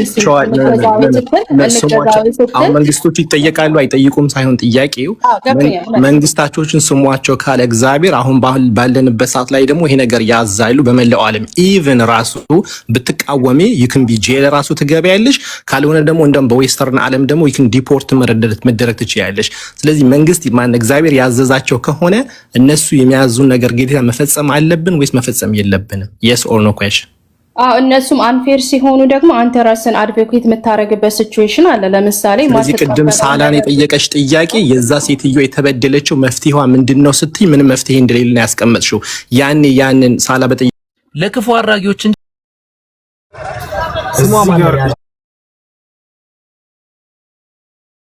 አንድ ባህሪ ራሱ መለኮታዊ አንቺ ክፉ ነሽ ለዛ ነው የሚያስፈሩሽ እንጂ እነሱ መልካም ለሚያደርግ አካል የሚያስፈሩ አይደሉም ማለት ልክ እኮ ነው። አሁን ባለስልጣን እንዳትፈራ ትወዳለህ መልካሙን አድርግ ከእነርሱም ምስጋና ይሆንልሃል። ቴንክ ዩ አሁን ፐርፌክት። ለምን አሁን አንተ እንኳን ሪል ላይፍ ላይ ስታየው የሰረቀ ሰው እኮ እየመለስኩልህ አንድ 10 ሰከንድ ስጠኝ። ሌባ ከሆነ ነፍሰ ገዳይ ከሆነ ጋቨርመንትን ሬጂስተር ሊያደርግ ይችላል። ለምን እንዳይያዝ የሚሰራውን ነገር ቢያዝም ቅጣት ስለሚያስቀጣው በፍርሃትና በጭንቀት ሊኖር ይችላል። ግን ስርዓቱን ጠብቆ የሚኖር ሲቲዝን ግን የእንደነ ስጋት የለበትም። ጋቨርመንቱ እንዲያረጋኛል ብሎ አይሰጋም እያለ ነው። ፖይንቱ ምንድነው? ህጉን የሚያስከብርለታል እሱም በሰላም ይኖራል። ግን አፈንጋጭ ካለ ሰው ይታዘብሻል። እንግዲህ አይታችኋል። ባለስልጣን የሚቃወም እግዚአብሔር ስርዓትን የሚቃወም ነው። የሚቃወሙትም በራሳቸው ላይ ፍርድን ይቀበላሉ። ለምሳሌ ቀላል ምሳሌ ልስጥሽ። ኦፓል ያለችበት ሀገር ላይ መንግስቱ ግብረሰዶሙን ይፈቅዳል። ኦፓል ግብረሰዶሙን መቃወም ነው ያለባት መደገፍ ነው ያለባት? እንደ ክርስትና አስተምሮ መቃወም ነው ያለባት እንደ ሃይማኖቷ እንደምታምነው እምነት። እስቲ በምን ትቃወምሽ? እስቲ ህግ ስጭንሽ። አዲስ ኪዳን ላይ በምን ትቃወም እኮ እንደ ሀገሩ ይለያያል። ለምሳሌ በምዕራባውያን አዲስ ኪዳን ላይ ጥቅስ ስጭኝ ከሆነ ለሰይ ለንደን ምትኖር አዲስ ኪዳን ላይ ጥቅስ ስጭኝ። ምን ልስጥ እስቲ መቃወም እንዳለባት የሚናገር አንድ ጥቅስ ስጭኝ። አዲስ ኪዳን ላይ ሰጠው እኮ ጳውሎስና የሱ አብሮት የነበሩ ሰዎች ሲሰብኩ አስቆሟቸው ጋቨርንመንቶች ይላሉ። የእግዚአብሔር ተያፈሩ እና ነው ጳውሎስ አይደለም ሜሮን እና አሁን እኔ ጳውሎስ አስቆሟል እያልኩ ነው ሄጂ ከመንግስት ጋር መከራከረው። አዛ ክርስቲያን እንደ ክርስቲያን ምን ብዬ ነው መከራከረው? የኔ ቆንጆ ቃንቻ አሁን እኮ ሄድሽ የመከራከር መብቱን ራሱ እኔ መንግስት ነው የሰጠኝ። ሰው ሊሚት አለኝ። እሱ ፍቃድ የሰጣቸውን ነገሮች ራሱ እኔ የመቃወም መብት ቢሰጠኝ መንግስት ገብቶሻል አይደለ? ለነሱ ፍቃድ የሰጣቸውን መብት እኩል ነው ለኔ መቃወም መብት የሚሰጠኝ። ያ ደግሞ ራሱ መንግስቱ የፈቀደልኝ መብት እንጂ መጽሐፍ ቅዱስ መብቴን እንዳስከብር ተቃውሞዬን የምገልጽበት ምንም አይነት ኤቪደንስ አልሰጠኝም። ስለዚህ አቡኪ የጠየቀሽ ያለው እንደ ክርስቲያን እኔ ምን ብዬ ነው የምቃወመው? ለምን የምትቃወሙ ሲባል ምን ብዬ ነው የምመልሰው ያለሽ ነው። ገብቶሻል? ሞራል እጅ ጋር የሚጋጭ ከሆነ እንዳለሽበት ዓለም እንዳለሽበት አገር ፓጋን አይደለሁም ክርስቲያን ነኝ። ስለ ሞራል አታውሪ እንዴ! ክርስቲያን በህግ አለሽ አይደለም? መመሪያ አለሽ። እንደ ፓጋን 10 ጊዜ ሞራል አትበይ። እንደ ክርስቲያን እኔ ግብረ ሰዶምን እቃወማለሁ ብዬ ስናገር መብት ያለበት ሀገር ላይ ምን ለምን የምትቃወሙ ሲባል ሃይማኖቴ ስለማይፈቅድ ነው የምለው። ኤቪደንስ አንቺ ሲባል ምንድነው የማቀርበው ብዬ እየጠየኩሽ ነው ያለሁት። ለምሳሌ ያ ነገር አንቺን ቀጥታ ከነካሽ ያንን ነገር መግለጽ አትችይም ወይ ነው? ስለኔ አይደለም የማወራው፣ ስለ ሃይማኖቴ ነው። እንደ ክርስቲያን ስለ ሃይማኖት ነው የምናወራው ውዴ። ኦኬ እንደሱ ካልሽ ስለሞራል አይደለም። ኦኬ አንደኛ ነገር ምንሽ ፈርስት ኦፍ ኦል ይሄ ፎልን የሆነ ዓለም ላይ የኖርሽ እንዲህ አይነት ነገር ኤክስፔክትድ ናቸው። እቺ ዓለም የሰይጣን በሰይጣን ግዛት ውስጥ ያለች በሱ ሲስተም ውስጥ ያለች። ይቅርታ አባታችንን ለአባትሽ መከለያ አታርጊው። ይቅርታ እንደዚህ አይነት ድርድር ነው አይመቸኝም። የራስሽን አባት አድኝ። በቤተሰብ ጣልቃ እንግባ። የኔ ቆንጆ የአንቺ አባት ሕግና ስርዓት ትወልሻል ሄደምና የኛ አባት ሁሌ የአንቺን አባት ደካማ ጎን መሸፈኛ አይደለም። እንደዚህማ እንተማመንም የኔ ፍቅር። ስለዚህ ወደ አባትሽ እንመለስና አባትሽ እግዚአብሔር ወይም የአዲስ ኪዳኑ የናዝሬቱ ኢየሱስ ለግብረ ሰዶም ያወጣው ህግ ነው። እንደ ክርስቲያን መመሪያ ሰጥቶሻል። የተዛባባት ዓለም ላይ ነው የምትኖሪው። ስለዚህ ሁሉ ነገር ፐርፌክት አይሆንም። ፐርፌክት ባልሆነ ዓለም ላይ ግን you can advocate ለራስሽ ለሴ እንደዚህ ለምሳሌ እንደዚህ ካላደርሽ እገልሻለሁ ካልሽ እምነትሽን ነው መቆም ያለብሽ እንጂ ክደሽ ፈጣሪሽን መሞት ምን ይዤ ልቆም? ህግ የለውም። እምነቴ እኮ ልሽ ተፈጻሚ የሆነ ህግ የለውም። ራስን የምከላከልበት ህግ የለውም። ምን ይዤ ልቆም? ክርስትና እኮ ህግ የለውም እኮ። ዶግማና ቀኖና ብለሽ ራስሽ ካልቀረጽሽው፣ አውድና ፍቺ ብለሽ ራስሽ ካልቀየርሽው በስተቀር ይዘሽ የምትወጪው መመሪያና ህግ እንኳን የለውም። እንደ ኤቪደንስ ይሄው ብለሽ የምታቀርቢው የለውም እኮ እያልኩሽ ነው ጉዳዩ። ከእናንተ ጋር ካነጻጸራችሁት እንደናንተ ኢስላሚክ ሎ የለም። ስለዚህ ባለሽበት ጋቨርንመንት ባለሽበት ሀገር ነው እንግዲህ ይሄን ሁላ ይሄ ነው መልሱ። በዛ መልክ ከሄድሽ ማለት ነው በቃ እሱማ መንግስታቶችማ እሱማ ይሄ ግዴታችንም ነው። ገባሽ? መንግስታቶች ለሀገሮቻቸው ለዜጎቻቸው ይጠቅመናል ብሎት በቀረጹት ህግ መመራት የዜጎችም የስደተኞችም ግዴታ ነው። ለዚህ ነው እግዚአብሔር ከዘፍጥረት እስከ ዮሐንስ ራእይ ድረስ ለፍጥረታቶቹ ህግን ሰርቶ አያውቅም የምለው ሁል ጊዜ ለዚህ ነው። መመሪያ የለውም። ልክ እንደ ፓጋን በህገ ልቦና በሞራል በስብዕና ይሄ በሳይኮሎጂስት ካልተመራሽ በስተቀር መጽሐፍ ቅዱስ በዛ መጽሐፍ ቅዱስ ለሚድኑ ለሚያምኑ በክርስቶስ ክርስቲያን ለሆኑ የጋብቻ የውርስ የመብት ሞራልም ህግም አጽድቆ አያውቅም፣ የለውም። ስለዚህ ኢቭን ለመዳን ራሱ ካላመንሽ አትድኝም። በቃ አምነሽ ነው እንጂ እውነትም የለውም እውቀትም የለውም። ካመንሽ ትድኛለሽ። የእምነትሽ ቅድመ ሁኔታ ራሱ ነው እምነት ነው የሚሆነው። ምንም ህግማና መመሪያ የለውም። ስለዚህ ለዚህ ነው አሁን አንቺ ራሱ አሳልፈሽ ላለንበት ሀገር መንግስት በቃ እሱ ያወጣላችሁ ህግ አለ፣ እሱን ተመርኩዛችሁ መብታችሁን ታስከብራላችሁ። እነሱ ደግሞ በሰጣቸው መብት መሰረት ግብረ ሰዶም የመሆን መብት አላቸው። ከዛ ደግሞ እነዛን ግብረ ሰዶሞች ደግሞ የመውቀስ ራሱ የመክሰስ መብት የለኝም። ለምን? ምክንያቱም ምን ብዬ የሚለው ነገር ስለሌለኝ። ስለዚህ ለዚህ ነው አቡኪ መጽሐፍ ቅዱስ ክፍል ያመጣልሽ። ፐርፌክት ኦፓል ይኸውልሽ፣ አንቺ እንደምትዩም ደግሞ የእስላሚክን ህግ ደግሞ ሸሽተው የሚሄዱ ብዙ ደግሞ ሴቶች አሉ። ሁሉ ሰው ሊጥመው አይችልም። ህጉ ደስ ሊለውና ዋው ይሄ ፐርፌክት ህግ ነው የሚባል የለም። ለምሳሌ የኢስላሚክ ሎ ሜሮን ላስተካክልሽ፣ ሌላ አጀንዳ ላስተካክልሽ፣ ስለ ፐርፌክት አይደለም ማውራሽ። ይኸውልሽ ሜሮን ላስተካክልሽ፣ ሌላ አጀንዳ ውስጥ እንዳንገባ ላስተካክልሽ፣ ሌሎች እንዳይሰለቹ። ስለ አለመታዘዝ አይደለም እያወራሁሽ ያለሁት። ስለ ህግ ነው፣ ስለተደነገገ ህግ ነው። ህጉ ኖሮ አለመታዘዝ ያ መብት ነው። በመብቴ ውስጥ ደግሞ ቅጣቶች አሉ። እሱም ፈቃደኛ ሆኜ ይቀበላሉ። አሁን እኛ የምናወራው ስለ አለመታዘዝ አይደለም፣ ስለ ህግ ነው። ክርስትና ህግ የለውም፣ የምትመሪበት ህግ የለውም። እና የእስልምና ህጎችን የተደነገጉ ህጎችን አልታዘዝም የሚሉ ሙስሊሞች አሉ። እሱ ሌላ ክፍል ነው። ምክንያቱም ህግ አላቸው። በህጉ የማይታዘዝ ህጉን የማይቀበል ሰው ህጉ ራሱ መመሪያ ተፈጻሚነት ስላለው ህጉን አልፈጽምም ስትይ ቅጣት አለው። ያ ደግሞ መብታቸውን ተጠቅመው የሚያደርጉት ነገር ነው። እንደ ክርስትና ግን ህግ የለም፣ የተደነገገ ህግ የለም። ተርትሽኛል ምን? ስለዚህ አለመታዘዝን ከማይኖርሽ ህግ ጋር ልታነጻጽር አትችይም። መጀመሪያ እኮ አልቀበልም ለማለት እኮ ህግ ያስፈልግሻል። የተደነገገ ህግ አለመታዘዝ ነው ያ። ህጉ በኖረና አልታዘዝም ብዬ በተቀጣው ነኝ እንጂ እንደዚህ 191 ሀገራቶች አይጫወቱብንም ነበር ላያችን ላይ ገብቶሻል። አዎ ከፓስፖርታችን ውጭ ምንም የሚያድነን ነገር የለም እንደ ክርስቲያን። ያለሽበት ሀገር ፓስፖርት ነው መብትሽን የሚያስከብርልሽ። ይናለሽ ግን እኛም ህግ አለን፣ ክርስቲያኖች ህግ አለን። እኛ ግን ያለን ህግ በሌላ መንገድ ነው እያልን ነው።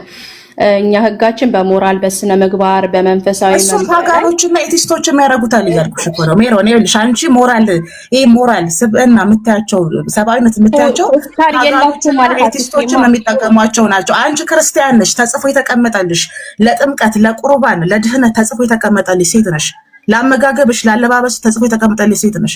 ስለዚህ ሞራልን ልትጠቀሚያትሽ። ሞራልንማ ፓጋኖችና ኤቲስቶች የሚጠቀሙታል። እንደ ክርስቲያን ከዘፍጥረት በዮሐንስ ራእይ የምትመሪ ከሆንሽ ለመብትሽ ለግዴታሽ ገብቶሻል። ለሞራልሽም ጭምር ህግ ሊኖርሽ ይገባል፣ መመሪያ ሊኖርሽ ይገባል። መመሪያ የላችሁም። ስለዚህ ከፓጋንና ከኤቲስቶች ጋር እየተጋፋሽ ከኔ ጋር እየተጋፋሽ ሜሮን እንዴት ይሆናል? ልንገፋፋ ምድራዊ የሀገር ህግ የለን ማለት ህግ የላችሁም ብሎ መደምደም ይቻላል። በቃ ይሄንን ነው የምልሽ። ማለት ምድራዊ ህግ ስለሌለን ጋቨርመንታዊ የሆነ ህግ የተደነገገ ስለሌለ ህግ የላችሁ ማለት አይቻልም። ምክንያቱም አትስረቅ፣ አትዋሽ፣ አታመንዝር፣ አትግደል ብሎ ህግ አውጥቶልናል። እሱንማ መንግስታቶችም ይኸውልሽ፣ እሱንማ ዶክተር አብይም አውጥቶታል እኮ የኔ ፍቅር። አሁን ዶክተር አብይ ሌባ አዳነች አቤቤ ሌባ አትወድም፣ ታንጠለጥልሻለች። ዘንባባን የሚገጭባት ሴት አትወድም። እናንተ በክርስቶስ ክርስቲያን የሆነ ህያው የሆነ ሰው ገላችሁ ክርስትናችሁ ህግ የለውም። አዳነች አቤቤ ግን ዘንባባን ብትገጭባት ብር ካሳ ተቀበል እስር ቤት አስገባሻለች። ህግ ማለት ይሄ ነው፣ ልዩነቱ ነው። አንድ ሰው ገላችሁ የምትቀጡበት አዛ ክርስቲያን ይኸውልሽ፣ ሰው ገላችሁ፣ ሰው ደፍራችሁ፣ የሰው ሀብት ወስዳችሁ፣ የሰው ንብረት ቀምታችሁ በመጽሐፍ ቅዱስ እንደ ክርስቲያን የምትዳኙበት መዳኛ የላችሁም፣ ጭራሽ የላችሁም። በህገ መንግስቱ ግን የከተማ ከንቲባ እንኳን ለንብረቶቹ ህግ አላት። ገባሽ? አንቀጽ ጠቅሳ ታሳስርሻለች። ስለዚህ እናንተ ከአዳነች አቤቤ እንኳን አትሻሉም። ይቅርታ አድርጉልኝ፣ ጨርሻለሁ። ጥያቄ ዋን ላስት ጥያቄ ልጠይቅሽና እኔም ልጨርስ። የእግዚአብሔር ፈቃድ ሁሉ የመንግስት ኮድ መሆን አለበት። ኧረ ይበቃል ሜሮን፣ ይበቃል።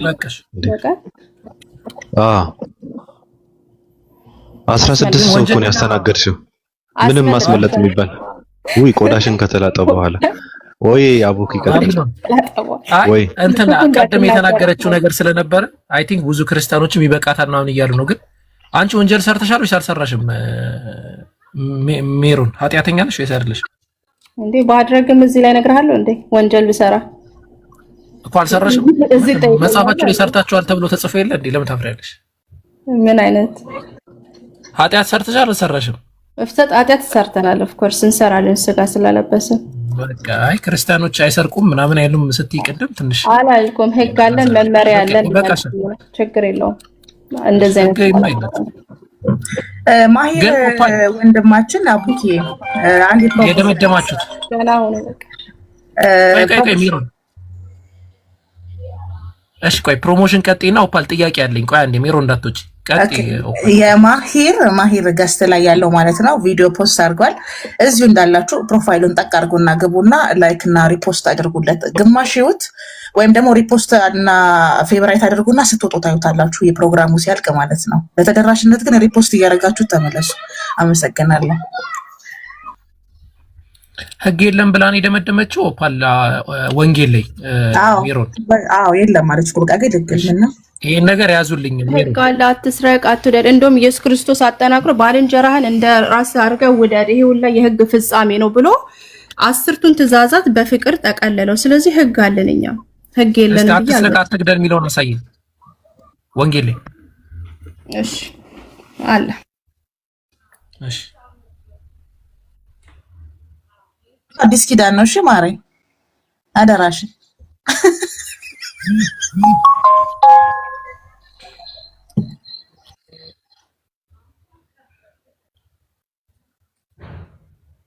ላግዝሽ ወይስ ኢንሻአላህ ቀጥሉ? እሺ በቃ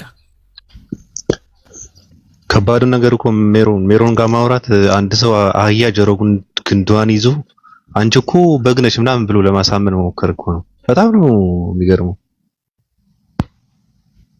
እኔ በጣም ነው የሚገርመኝ።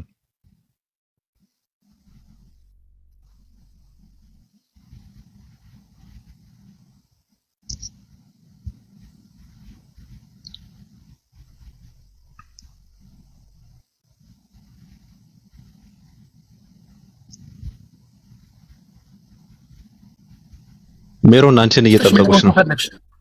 ካልሆነ ሌላ ሰው ይቀጥል ኢንሻአላህ ቀጥሉ። ባቢሎን ወይ ከሆነ እኔ ወርዳለኝ ባቢ ሌላ ሰው አስገባና ኢንሻአላህ አውር ኖራዲ ስንት ወርድ ነው? ኦኬ ቤተልሔምን ላስገባትና ፎሎወር አስደርጋት ባቢ አንዴ ቤተልሔም የሚለውን አካውንት አስገባ። የፈለከውን ሰው አስገባ። ለምን ትንከኛለህ? ያሲን ቤተልሔም ላኪ አንድ ቁጥር ጻፊ ቤተልሔም አትንታ ታውቃታለህ። ከአሁን በፊት አውርታት ይሆናል። አንድ ቁጥር ጻፊ ቤተልሔም። እሺ ሜሮን ቀጥ ሜሮን ትንሽ አውሩና ከዛ ደግሞ በጣም ዛኩኝ ትንሽ ይቅርታ ጊዜ ከወሰድኩባችሁም ግን ይሄን ቃል ብቻ አንብቤ ጨርሳለሁ። ማቴዎስ 22 ከ37 እስከ 40 ምን ይላል? እግዚአብሔርን አምላክን በሙሉ ልብህ፣ በሙሉ ነፍስህ፣ በሙሉ አስተዋይነትህ ውደድ ይልና ቁጥር 40 ላይ ከዛ 39 ምን ይላል? ሁለተኛውም እንዲሁ ነው፣ ባልንጀራህን እንደራስህ ውደድ። ኖ እንደዛ አይደለም አጠቅሶ የሚለው አትዝለዩ። እሺ ቆይ እሺ ሙሉን ላንብበው አንዴ ተጠበቀኝ። እሺ ከዛ ምን ይላል? እነዚህ ሁሉ ትእዛዞች ላይ ህጉ ሁሉ እና ነቢያት ተፈጽመዋል ይላል ቃሉ ማለት ነው። ተሰቅሏል ይላል። ኦኬ ስለዚህ ህጉ የለም ማለት ነው። እግዚአብሔርን ከወደድክ ባልንጀራህን እንደራስ አድርገህ ከወደድከው ህጉን ፈጸምክ ማለት እኮ ነው። ደስ ወር እኮ የለም ህጉ ይልሻል እንጂ ህጉ ተሰቅሏል ይልሻል። ምን አለ መሰለሽ? ቆይ ለምን አልከፍትልሽም? እኔ ማቴዎስ ወንጌል ምዕራፍ 22 ከቁጥር 37 ጀምሮ መምህር ሆይ ከህግ ማንኛይቱ ትእዛዝ ታላቅ ናት ብሎ ጠየቀዋል። ስለ የትኛው ህግ ነው የሚያወራው? ስለ ቀደምት ህግ ማለት ነው። በፊት የነበረው ህግ ማለት ነው። አጠቃላይ አውዱን ስትመለከቱ ስለ ሰዱቃውያንና ፈሪሳውያን ነው የሚያወራው። ከዛ ኢየሱስም እንዲህ አለ፣ ጌታ አምላክህን በፍጹም ልብህ፣ በፍጹም ነፍስህ፣ በፍጹም ሐሳብህ ውደድ። ስለ ብሉይቱ ህግ እያወራ ነው። ታላቂቱና ፊተኛይቱ ትእዛዝ ይህች ናት አለ። የሚያሳዝነው ምን አለ? ሁለተኛይቱ ይህች ትመስላለች፣ እርሷም ባልንጀራህን ውደድ እንደ ነፍስህ ውደድ የምትለው ናት አለ። ከዛ ቀጥሎ ምን አለ? በእነዚህ በሁለቱ ትእዛዝ ህጉ ሁሉ ነቢያትም ተሰቅለዋል አለ። እሺ አትግደል የሚለው አለ ወይስ ተሰቅሏል? እሱም ህግ ሜሮን በሁለቱ ምክንያት ይላል። በሁለቱ ምክንያት ተጠቃለለ እኮ ፉልፊልድ ሆነ ማለት ነው። የሙሴ ተሰቅሏል የለም ፈጣሪን ስትወድና ባልንጀራህን እንደራስ አድርገህ ስትወድ ሁሉ ህግ በቃ በዚህ ተፈጸመ ማለት ነው። አትሰርቅም፣ ባልንጀራህን ስለማትሰርቅ ስለማትገል ማለት ነው። የለም በቃ አለቀ። ይበቃሻል ሜሮንዬ። የለም በቃ የለም የሚለውን ያልኩትም ይሄን ነው። አሁንም የለም ያመጣሽው ማለት ነው። እንደውም ተሰቅሏል ነው የሚለው። በእነዚህ በሁለቱ ህጎች ተሰቅሏል ነው የሚለው እኮ። በሁለቱ ህጎች የተሰቀለው ለምንድን ነው? በቃ ተፈጸመ። ቢካዝ እነዛ 10 ትእዛዛት ማለት ነው በሁለቱ እግዚአብሔርን ውደድ በሚለውና ባልንጀራህን እንደራስ አድርገህ ውደድ በሚለው ሪፕሌስ ተደረጉ። ስለዚህ ጋር ሰው አትሰርቅም፣ ባልንጀራህን እንደራስ አድርገህ ስትወድ አትገለውም፣ አትሰርቅም፣ ዝሙት ለምን አሁን እኔ ለምሳሌ እኔ ባልንጀራሽ አይደለሁም ትሰርቂኛለሽ ነኝ፣ ምን ችግር አለ? እንዴት ነው ባልንጀራ ያልሆንኩት? አቡበከር እኔ ባልንጀራዬ ነህ በመጽሐፍ ቅዱስ መሰረት ይር ባልንጀራዬ እዲ አረባክሽ። አዎ ባልንጀራ ሲባል እኮ ጓደኛ ማለት ነው። በእንግሊዘኛው your brother ይላል or sister እኮ እኔ ጓደኛሽ አይደለሁም። ምን ሆነሽ ነው? ሊሆን ይችላል ያለቀ ይበቃሻል። ባልንጀራውን ይበቃሻል። እኔ ካንቺ ወሬ ስለምበቃ ይበቃሻልሽ፣ ችግር የለም። አይ እንዲገባችሁ ነው። እኔ ሳይገባችሁ አቡኪም ባልንጀራይና አልሽው አቡኪ አስቻልኩ። ቤተልሔምን ከታች ያለችው ፎሎ አድርገዋት፣ አዲስ አካውንቷ ነው። አይ ሜሮንዬ ፍቅር እኮ ነሽ። አምላክሽ ይከለክላል። በነገርሽ ላይ በፍጹም ባልንጀራ መሆናችን ከአቡኪ ጋር በአቮካዶ ነው የሚቀጠቅጥሽ። ሰላሙ አለይኩም ወራህመቱላሂ ወበረካቱሁ። ሰላም ወራህመቱላሂ ወበረካቱሁ። እንዴት ነሽ? አልሐምዱሊላህ። እኔ የመምጣት ፕላን አልነበረኝም። ካሊድ ግን በቃ ግዴታ ይሄን ዜና መናገር አለብን ስላለ ነው። ያው ቁርአን ላከትም ነው ለማለት ነው። ኦገስት ነበር የጀመርኩትኝ። አልሐምዱሊላህ አላህ በጣም ገር አድርጎልኛል። ረቢ ሽራህ ሊ ሰድሪ ወየሲር ሊ አምሪ ወህሉል ዑቅደተ ሚን ሊሳኒ የምትለው ዱዓም ሰርታለች እና በጣም ደስ ብሎኛል እላችኋለሁ። ሐሰኑ እንኳን ደስ አለሽ፣ እንኳን ደስ ያለሽ ብለናል። አላህ ይጨምርልሽ። አላህ ብርታቱን፣ ጉልበቱን፣ አቅሙን የሚስ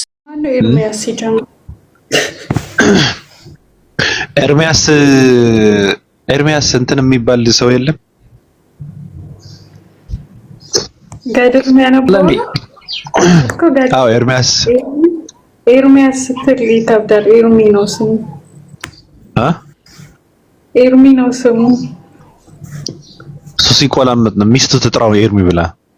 ኧረ እኔም ኤርሚ ነው የምለው። እንዴ ምን ሆነ ነው? ስታሽቃብጪ ነው። አላሽቀብጥም። ምን አረገኝ? ለምንድን ነው ኤርሚያስ ብዬ አሁን ሊደር ብትለኝ አቤት አለለም። ለምሳሌ እሱ ሌላ ጉዳይ ነው። ግን እናቱ ኤርሚያስ ብላ የሰየመችው ሰው እኔ ኤርሚ ነው የምለው ምናምን ካልሽ ሚስቱ ትበለው። እኔ ለምን ብዬ ነው ኤርሚ የምለው? ምርኮኛው እያልን ነው ራሱ የምንጠራው። ካሁን በኋላ ስሙ ተቀይሯል እኮ ምርኮኛው ምናምን እያልን ኤርሚዬ ምን ሆነ? አንዴ ፕሮቴስታንት ይዘዋት ገደል ገባ እኮ የማይመለከተውና የማይችለው የማይወጣው እንትን እኔ ሙስሊሞችን ከአራት ጊዜ በላይ በወር ከአራት ጊዜ በላይ ጥሪ አድርጌያለሁ ምናምን ነገር አለ ነው እንዴ ምናምን ነገር ብለው በልና ምናምን ሲሉት አንድ ልጅ ገባ ገስት ላይ ትመጣለህ አትመጣም አለው። እዚህ ጋር ማውራት ትችላለህ እኔ ጋር አለው። እሱ ደግሞ መልሶ ጥሪ ተደርጎልሃል ትመጣለህ አትመጣም ብሎ ያዘው ልጁ። እኔ እስራኤላውያን ከግብጽ ባርነት ማን አወጣቸው በሚል አንተ ጋር ላወራ እችላለሁ ጥሪ አልሰማውም ምናምን ነገር ብሎ ሸመጠጠ። ወይኔ ጉዴ! ይሄ ሁሉ ቪዲዮ ተሰርቶ ነው ያልሰማው? አሁን እንደዛ እኔ በእንትኔ ሰምቻለሁ አልሰማሁም አለ። ኧረ እኔ ሪከርድ አድርጌ ፖስት አድርጌዋለሁ ገብተህ ስማ ሲለው ለምን እሰማለሁ አይመለከተኝም። አይ ካላን ዲሬክት ያደረጉ ሲሉ እኮ ከማን ጋር ነው ብለው በፊት የሰሩትን ነገር ያዩ የለ ሳላ ይከብዳል። አይ እንኳን ያልመጣ በእውነት አለመምጣቱ አድናቂው ነኝ። አይ አለመምጣቱ በነገርሽ ላይ አንደኛ ነገር የኦርቶዶክስ እድል ነው። እድል የላትም። ገብቶሻል? ስላቆሰላት እየወጋ በድርሳንና በገድላት እንዲማረክ ሁሉም ኦርቶዶክስ እየጠበቀ ነበረ ቁጭ ብለው ማለት ነው። ገብቶሻል? እንደውም ለመኮመት በቤቱ ገብተው በጣም ተዘጋጅተው ነበር አሉ።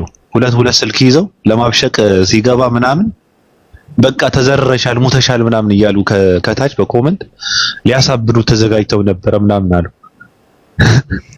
በነገራችን ላይ ማው ለሙስሊሞች አግዘው ነው እንደዛ የሚያደርጉት እነሱ። አዎ ለምን መሰለሽ አሰቃይቷቸዋል እኮ ተክልዬ ድርሳን ገድል ምናምን እያለ አደማቸው። እነዚህ ከዛ በጣም እንትን ብለዋል። እንዲማረክ ይፈልጋሉ። ተሸማቆ እንዲጠፋ ይፈልጋሉ። ደንታቸው አይደለም። ኖ መቼም አይጠፋም። ከምን ከቲክቶክ ነው መቼም አይጠፋም። እኔ ከሳላህ ጋር አውርቶ ቲክታክ ላይ ከቀጠለ ራሴን አጠፋለሁ። ኧረ ሰውዬ ተዋሽ ማለት መጀመሪያ እንትን ካለ አልዋሽም። ኧረ ጠላቴ ያጥፋ ተወያይቶ ስሚ እኔ ስለማውቀው እኮ ነው። ተወያይቶ ቲክታክ ላይ ከቀጠለ እኔ ራሴን አጠፋለሁ። ወንድ ነው በየትኛው ሞራል እንዴ ስነግራ ይወያይም ሲጀምር ማለት ነው እኮ ጀመረ አይወያይም ያውቃል የሚፈጠረው ግን ምን አለ? ያሉን ሰማ ዛሬ ማን ነው የደማው ይቀመጥ ያንብብ ገድል ምን አገባን? አንተ አሁን ኦርቶዶክስ ነህ ምን አገባን የምትለው ሁሉ በእርሱ ሆነ ከታች ስለ ድርሳና ገድል ምን አገባን? ከፈለገ ያንብብ አላለ? ና እስኪ ግባ እንዳገባሃል ስለ ገድል ሞዶ ባይዘው ይለዛ የምን ሰሃላ ነው አዴኮ ኤርሚያስን በአንድ ጥያቄ ነው የምመልሰው። እኔ እኮ ምንም እዚህም እዛም አልሄድም። በአንድ ጥያቄ ብቻ ቤት እንጥራው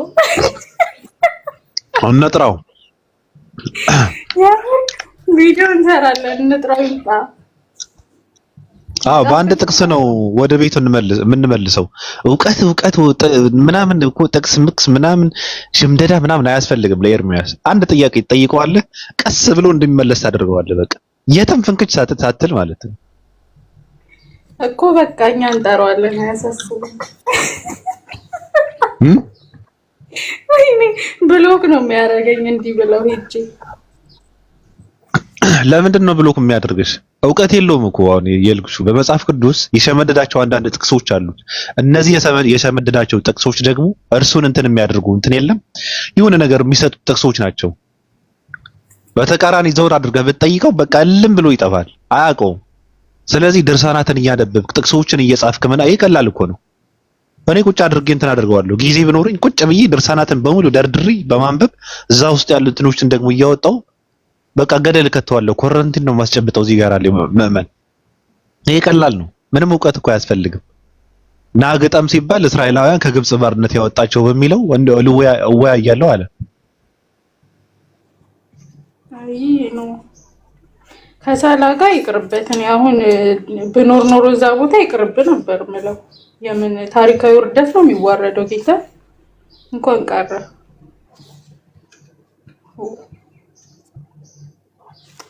ለማንኛውም እኛ እንጠራዋለን። ቆይ ለጓደኛው ነግረዋለሁ። መጥቶ በመጽሐፍ ቅዱስ ከታመነው አምላክ ይወያይ።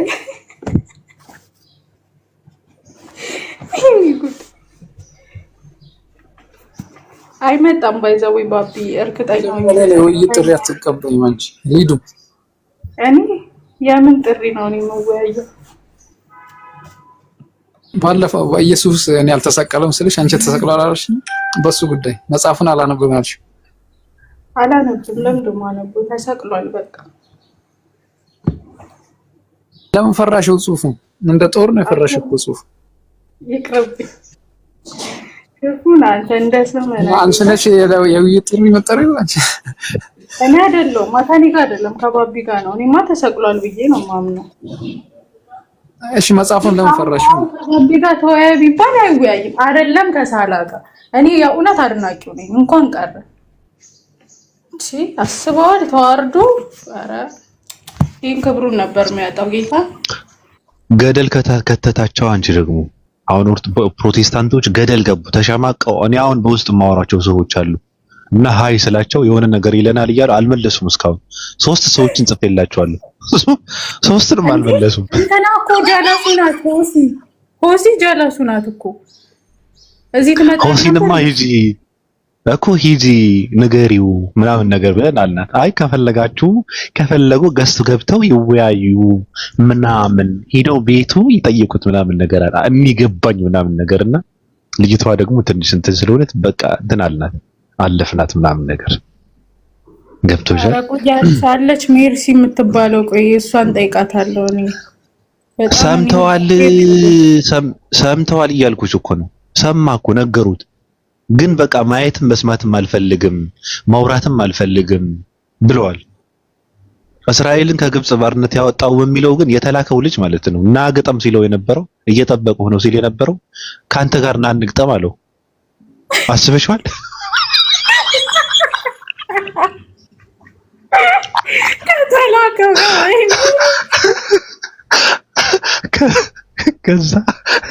ከዛ እኛ 665ቶች ደግሞ መልስ ሰጥተናል። በቃ እስራኤላውያን ከግብጽ ባርነት ያወጣቸው ሙሴ ነው። ስለዚህ መልሱን ተመልሰዋል። ዝም ብለህ ና አለ እና ሰው እየጠበቀ ነው ብለን እንትን ብለናል። ገብቶሻል? የተላከውን ይዞ እኮ ነው የተላከውን ይዞ እንደዚህ አድርጌ ነው ገደል ምከታችሁ ምናምን ነገር ይላል። ናግጠም ምናምን ነገር አለው። ሂድ እየጠበቁ ነው ይለዋል ልጁ። ከዛ አፈረጠው። ውረድ ብሎ አወረደው። አይመጣም እዛ ሳላጋ አይመጣም። አትጠብቁ። እኔ ራሴን አጠፋለሁ አልኩሽ እኮ። ምን ሳላ ጋር ምናምን ጋር አይደለም። ከማንም ሙስሊም ጋር ካወራ እነዚህ ንጽጽር የሚሰሩ ሰዎች ከማንም እኮ ነው የምልሽ። እኔ ራሴን አጠፋለሁ። አያወራትም እንዴ? ከነበረበት ዙፋን ነው የሚወርደው። በቃ አሁን ተባሮ ቂጡን ተወግቶ ልጆችን ቁጭ ብሎ ያሳድጋል። ገብቶሻል? ምናልባት ከአመታት በኋላ በመዝሙር ይመጣል። ቀለል አድርጉለትና ኖርማል ሰው አዘጋጁለት እንጂ ይከብዱታል። እና ኢብሮ ሳላ ምናምን ይከብዱታል። ማን ነው እኮ ቀለል አድርገህ የሚባል ነገር እኮ የለም። አሁን ሙስሊሞች ስለ እስልምና ያውቃሉ፣ ንጽጽር ላይ ያሉ ሰዎች ስለ ክርስትናም ያውቃሉ። ሰውየው ስለ እስልምና ምንም የሚያውቀው ነገር የለም። ገብቶሻል? ምንም የሚያውቀው ነገር የለም ስለ እስልምና። ስለ መጽሐፍ ቅዱስንም እውቀቱ ትንሽ ናት። እንትን ሽምደዳ ነው፣ ጥቅስ ሽምደዳ ብቻ ነው የሚያውቀው። እውቀት ያለው ድርሳናት ላይ ነው። ድርሳናት ላይም እውቀት የለውም። እውቀት አይደለም እኮ እሱ አንብበ እንትን ማድረግ እውቀት አይደለም። እውቀት ሳይሆን ያነባል፣ አንዳንድ ነገራቶችን ያገኛል፣ ከዛ ሰው እንትን ያደርግበታል። ይሄ ነው ስራው።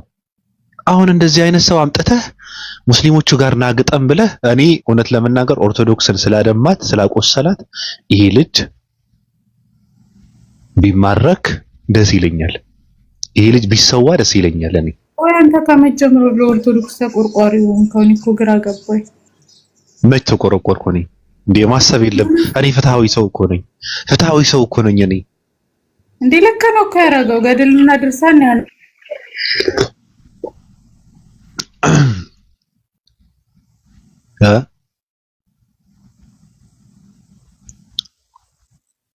ምን አልሽኝ? መጣው ስልክ አውርቼ መጣው እንጂ ቀልድ እየተቆረቆርኩ ነው። መጣው ለምን አልቆረቆርም? ለምን አልቆረቆርም? የሚገባ ሰው አለ፣ ክርስቲያን አለ፣ ልብ ያለው ሰው አለ፣ ልብ ያለው ሰው አለ፣ ሐሞት ያልፈሰሰ ሰው አለ። ክርስቲያን ሰው አለ ወይ ነው እያልኩ ያለሁት እኔ። ሐሞት ያልፈሰሰ ሰው አለ፣ ሰው አለ፣ ሰው አለ ወይ ክርስቲያን በድፍረት ጽዳት ይብቃለሁ፣ በየቀኑ ሻወር አደርጋለሁ፣ ቂጡ በውሃ የሚታጠብ ሰው አለ በድፍረት የሚናገር የሚመሰክር አለ? አለ በውሃ የሚታጠብ አለ? የለም የለም። አንተ በድንጋይ ፈግፍግ ዝም ብለህ በቅጠል እንትን አድርገው። አሁን በወረቀት እንትን አድርግ። የለም አንድም ሰው አይገባው። እኔ ግን ትምህርቱን ተው ነው እኮ ትምህርቱ መጽሐፍ ቅዱሱ ምናምን የሚባለው ነገር ተው ነው። አንድ ክርስቲያን ቂጡን በውሃ የሚታጠብ አንድ ክርስቲያን ልጣኔ ሌላ ነገር እንትተን ማለት ነው። በውሃ የሚታጠብ ሰው ልጣ እዚህ ጋር ቁጭ ብዬ ሁሉም በድንጋይ የሚፈገፍግ ነው። አዝናለሁ አዝናለሁ አዝናለሁ።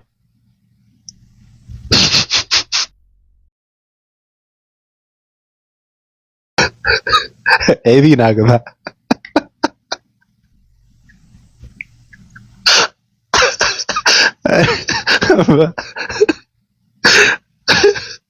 አንድ ቀን አብርሽ የሚባል ልጅ የምታውቁት ከሆነ እኔ ቂጥን በውሃ መታጠብ የተማርኩት ከሙስሊሞቹ ነው እና ሙለጭ አድርጌ ነው የምታጠበው። አሁን በድንጋይ መፈግፈግ ትችላለህ ምናምን ነገር ሲል ወረዱበት። ፎቶውን ዘቅዝቀው ወረዱበት። አንድ ቀን እየተዘደበው አሉ።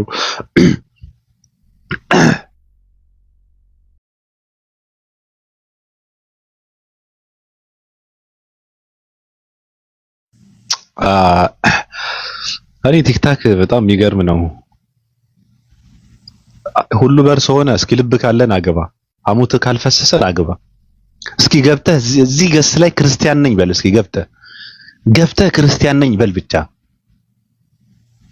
አዎ ገብተህ እኔ ክርስቲያን ነኝ በል በድፍረት ላድንቅህ። ናግባና ክርስቲያን ነኝ በል። ኤቢ ትገባለህ?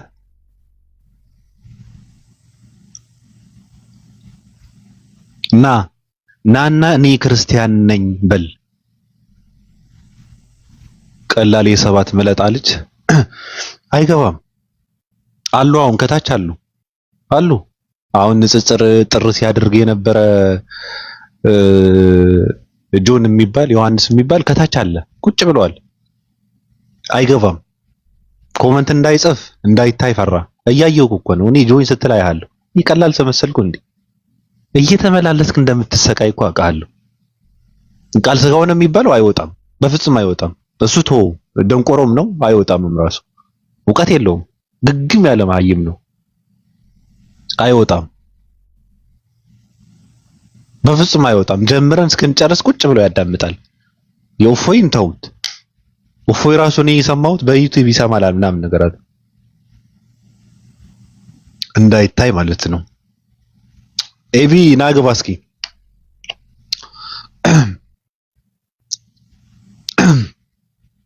ቅዱስያ እንዴት ነህ? ሰላም ነው? ጠፍተሃል። በሰላም ነው? አንዳንድ ሰዎችን ከማድረክ በኋላ እኮ አይተና አናውቅም። በሰላም ነው?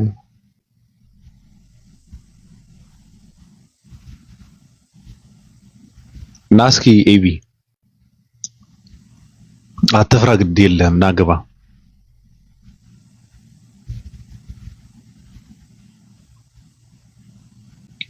ቤቱ ቤትህ ነው ተብለሃል እኮ አንተ ደግሞ።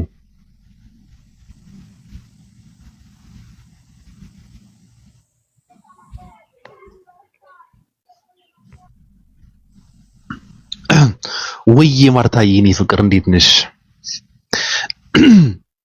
ኤቢ እንዴት ነህ?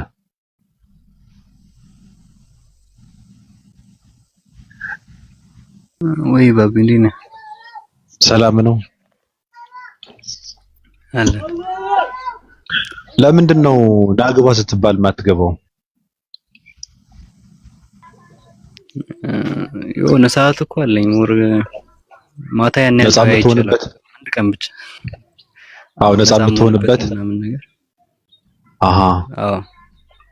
አሃ እና እንዴት ነህ? አለን እንዴት ነህ? ፕሮቴስታንት ነህ? አዎ። እና ምን ተሰማህ? ኤርሚያስ ተካልኝ ነው ኤርሚያስ እንትና ተማረከና እንዴት አየኸው ነገሩ? ሐሳብ አለ ኤቢ? ለሳላ ጥሪ አቅርቦ ምናምን የነበረው ነው። ለሳላ አላቀረበም እኮ ለሙስሊሞች በአጠቃላይ በወር ከ4 ጊዜ በላይ ጥሪ አቅርቤ አንድም ሰው ሊገጥመኝ አልቻለም አለ። እኛ የተረዳነው በሌላ መንገድ ነው። ገብቷል? ግን እንደዛ ከሆነ ብለው እነሱም ሲጠብቁት የነበረ ነገር ነው። እዚያ ነገር ይወዳሉ እነሱ። እንደዛማ ከሆነ እና ምናምን ብለው ጠሩት። አሁን ሰው ላክንለት አልመጣም አለ። ከዛ ሌላ ወዳጅ ላክንለት አልሰማም አለ። ከዛ አንድ ሰው እንትን ሰብሮ በሩን ገንጥሎ ገባ። ትመጣለህ አትመጣም አለው። ሰው እየጠበቀህ ነው ምናምን ነገር አለው። ከዛ እኔ ምንም አልሰማውም አለ። ሰምተዋል እኮ ተነግሮታል እኮ። ኧረ ምንም አልሰማውም አለ። ሰምተሃል? መስማት ከፈለክ እኔ ሪከርድ ያደረኩት ፖስት ያደረኩት ነገር አለ፣ ሂድና ስማ አለ። ምንም አልሰማም አላይም አለ።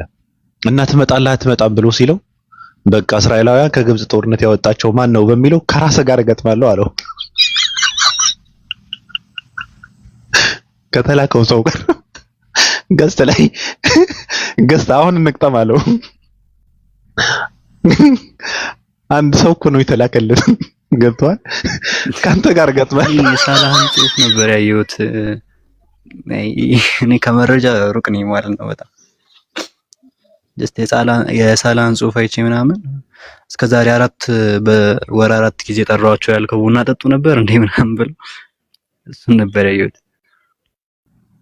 ምን አልከኝ? የሳላን ጽሁፍ ነበር ያየሁት እኔ በወር 4 ጊዜ ጠርቻቸዋለሁ ምናምን ስትል የነበረው ቡና ጠጡ ነበር እንዴ ምናምን ብሎ እንደዛ አለው። አዎ ጽፎበት ነበር ቴሌግራም ላይ።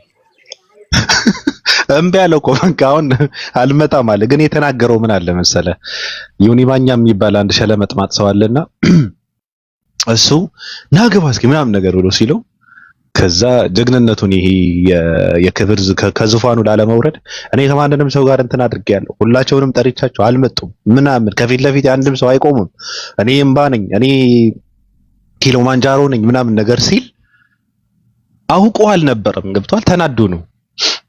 እና እኛ ደግሞ እንዲሰዋ ፈልገን ነበረ። ገብቷል። አሁን ከላይ ቁጭ ብለው ዝም ብሎ ድርሳናት ብቻ እንትን እያነበበ እንትን የሚያደርግ ሰው እሱ ብቻ ነበር። እንዲሰዋ ፈልገን ነበር። ተማርከዋል። በነገርህ ላይ ጦርነት የጦር ሜዳ ሳይገባ የተማረከ ብቸኛው ሰው ኤርሚያስ አበበ ነው። አያሳዝንህም ኤቢ? ያሲው ምን ያሳዝነኛል ብለህ ነው ይወጡት ዲቤት ያርጉ የነፈለገም ጊዜ እኮ አላየሁም። እኔ ቁርጥራጭ ነው የሚደርሰኝ ብዙ መረጃ ያረኩ ሰው ነኝ። ፈለገ ጥንት ይዘው አንተ ታስጠምደኛለህ።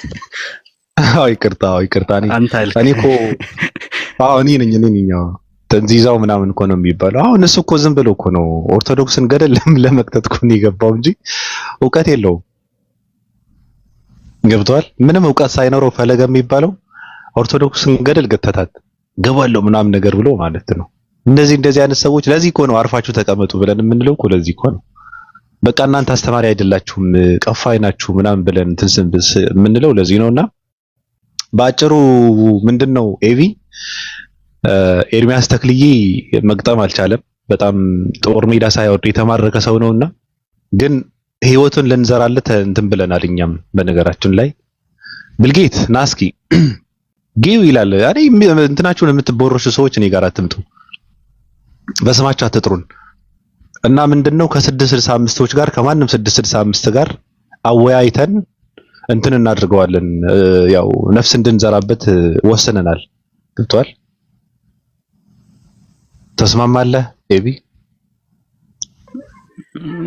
ከመጣይ ወይ የተወሰነ ሰማዋለሁ። ካልሰለቸኝ የሆነ ዲቤት ይሰለቸኛል ማለት የተወሰነ ሰማዋለሁ እኮ እንግዲህ ይወያይ ብቻ ሳይሆን እኛ ለመወያየት እኮ አይደለም። በነገርህ ላይ አዋቂ ነኝ ምናምን ስለሚያጫውተው እነዚህ ሰዎች ጋር ደግሞ መግጠም አልቻለም። በጣም ከባድ ነው። አልመጣም አለ እኮ አልነካትም አለ እኮ የተላከውን ሰው ይዞ ካንተ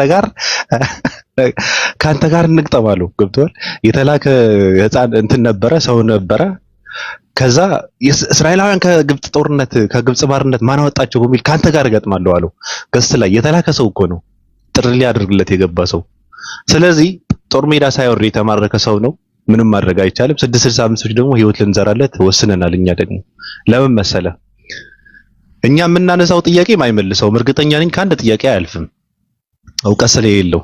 ስለዚህ አውቀን 10 ጥያቄዎችን ጠይቀን እንደተመለሰልን አስመስለን የ1 ሰዓት ፕሮግራም ሰጥተን ለኤርሚያስ ተካልኝ እንትን እናድርገዋለን፣ ህይወት እንዘራበታለን። ተስማምታል? እንደ ፕሮቴስታንት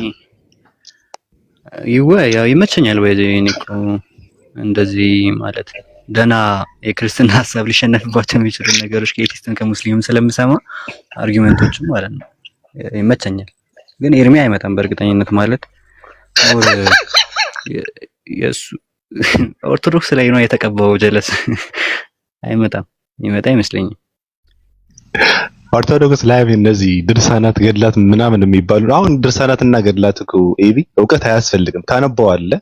ወጣ ያለ ነገር ስታገኝ ጽፈዋለህ፣ ታስቀምጠዋለህ፣ ምልክት አድርገህ መጥተህ እዚህ ጋር መተርተር እኮ ነው። ይሄማ እኔ ቁጭ ብዬ የማደርገው ነገር ነው። እኔ ተራ ሰው ማለት ነው። ይሄ እውቀት አያስፈልግም። እነዚህ ሰዎች ጋር መቅጠም ማለት በነገርህ ላይ ቆዳን ለመገፈፍ ልብስህን አውልቀህ መግባት ማለት ነው። ገብቷል? ልብስህን አውልቀህ ቆዳን ለመገፈፍ መግባት ነው። ስለዚህ ወንድማችን እኔ ሳላ ራሱ ያለው ከሙስሊም ጋር ማውራት አርሴማ ላይ አፍ እንደመክፈት ቀላል አይደለም ማለት ነው ነበር ጻፈለት። አልሰማሁም አለ እኮ። ኧረ ጥሪ እየተደረገ ያለ ነው ትመጣለህ ሲባል እኔ አልሰማሁም ምናምን አለ። እንዴ ያልሰማ ሰው አለ? ሰው ላክንለት እኮ የቅርብ ሰው እኮ ንገሩት ምናምን ብለን እኮ ላክንለት ሰው። እኔ አሁን ያሳዘነኝ ኤቢ ፕሮቴስታንቶች በውስጥ ሀይ ይላቸዋለሁ የሆነ ነገር ይለናል እያሉ በቃ አንመልስም አሉ። 3 ሰዎች ሀይ ብያቸዋለሁ በውስጥ እስካሁን አንመለሱም። ገብቷል ጓደኞቼ ማለት ነው። የሆነ ነገር ብሎ ያሸማቅቀናል በኤርሚያስ ብለው እኮ ነው። እኔ ራሱን ይቻል እኔ ለምንድን ነው ሰው መሸማቀቀው? ኦርቶዶክስ እድል የላትም። ጠብቀው ነበር ኦርቶዶክሳውያን እንዲማረክ ማለት ነው። ገብቷል እንዲሰዋ ፈልገው ነበረ። ያው ሰውየው ደግሞ ነቄ ነው አልነካት ማለት አልገባ ማለት እንጂ በሙስሊሞች እንትን እንዲሰዋ ፈልገው ነበረ። ጠብቀው ነበረ እንዳለ ኦርቶዶክሳውያን የሚጠብቁት ከባድ እንትን ነበርና አንቢያ አረረረ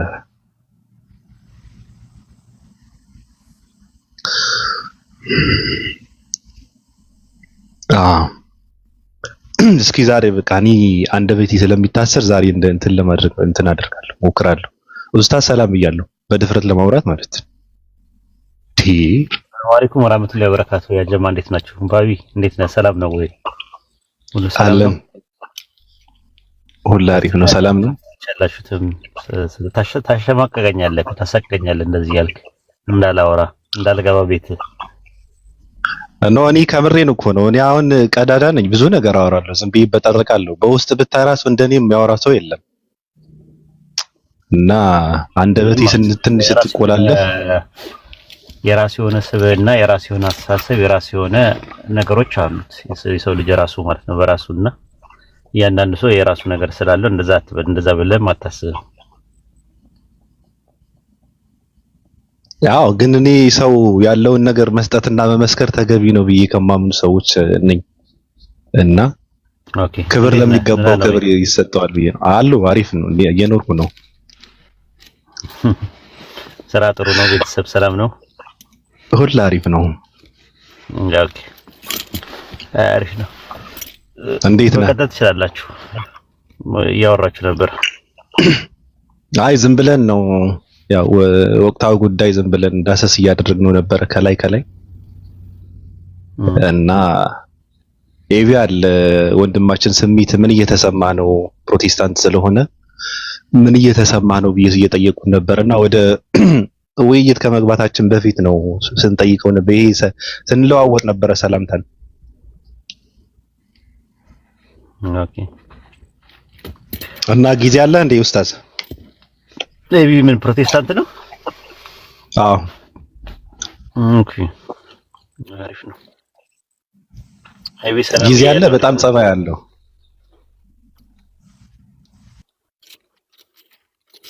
ሰላም ብያለሁ። ኤቢ ኦኬ ሰላም እንዴት ነህ? ወይድ ሰላም ነው አለን እግዚአብሔር ይመስገን። ባቢሎን ምን አድርገን ነው የሚለው የኤርሚን ጉዳይ እንዴት ታየዋለህ ነበር እያለኝ ነበር። ኦኬ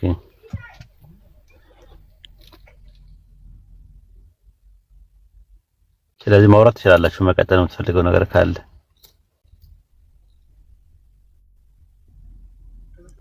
አይ ጨርሰናል መሰለኝ። ባቢሹ የምትለው ነገር አለ? አይ እኔ በዛ ጉዳይ ችግር የለውም። ብዙ የሚቀያየሩ ስሜቶች ስላሉ ሌላ ደግሞ አዲስ ነገር አይተን እንትን እንላለን። ግን ከኡስታዝ ጋር እስኪ አውራ ትንሽ ኤቢ።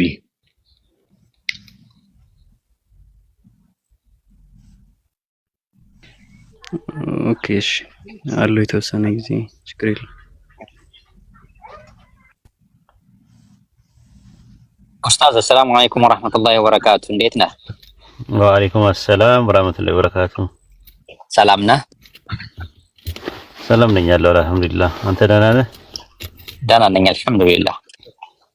ማሻአላህ። እሺ ሰላም ነን አልሐምዱሊላህ። ኤቢ እስልምና ላይ ጥያቄ ካለክ ኡስታዝን ማቅረብ ትችላለህ። እሺ ሀሰን ሰላም ብያለሁ። ወይ አልተገናኘንም እንዴት ነህ? ሰላም ነህ? እንዴት ነህ? አልተገናኘም። 2 ቀን ምናምን ሆነን። ያ አለ ያ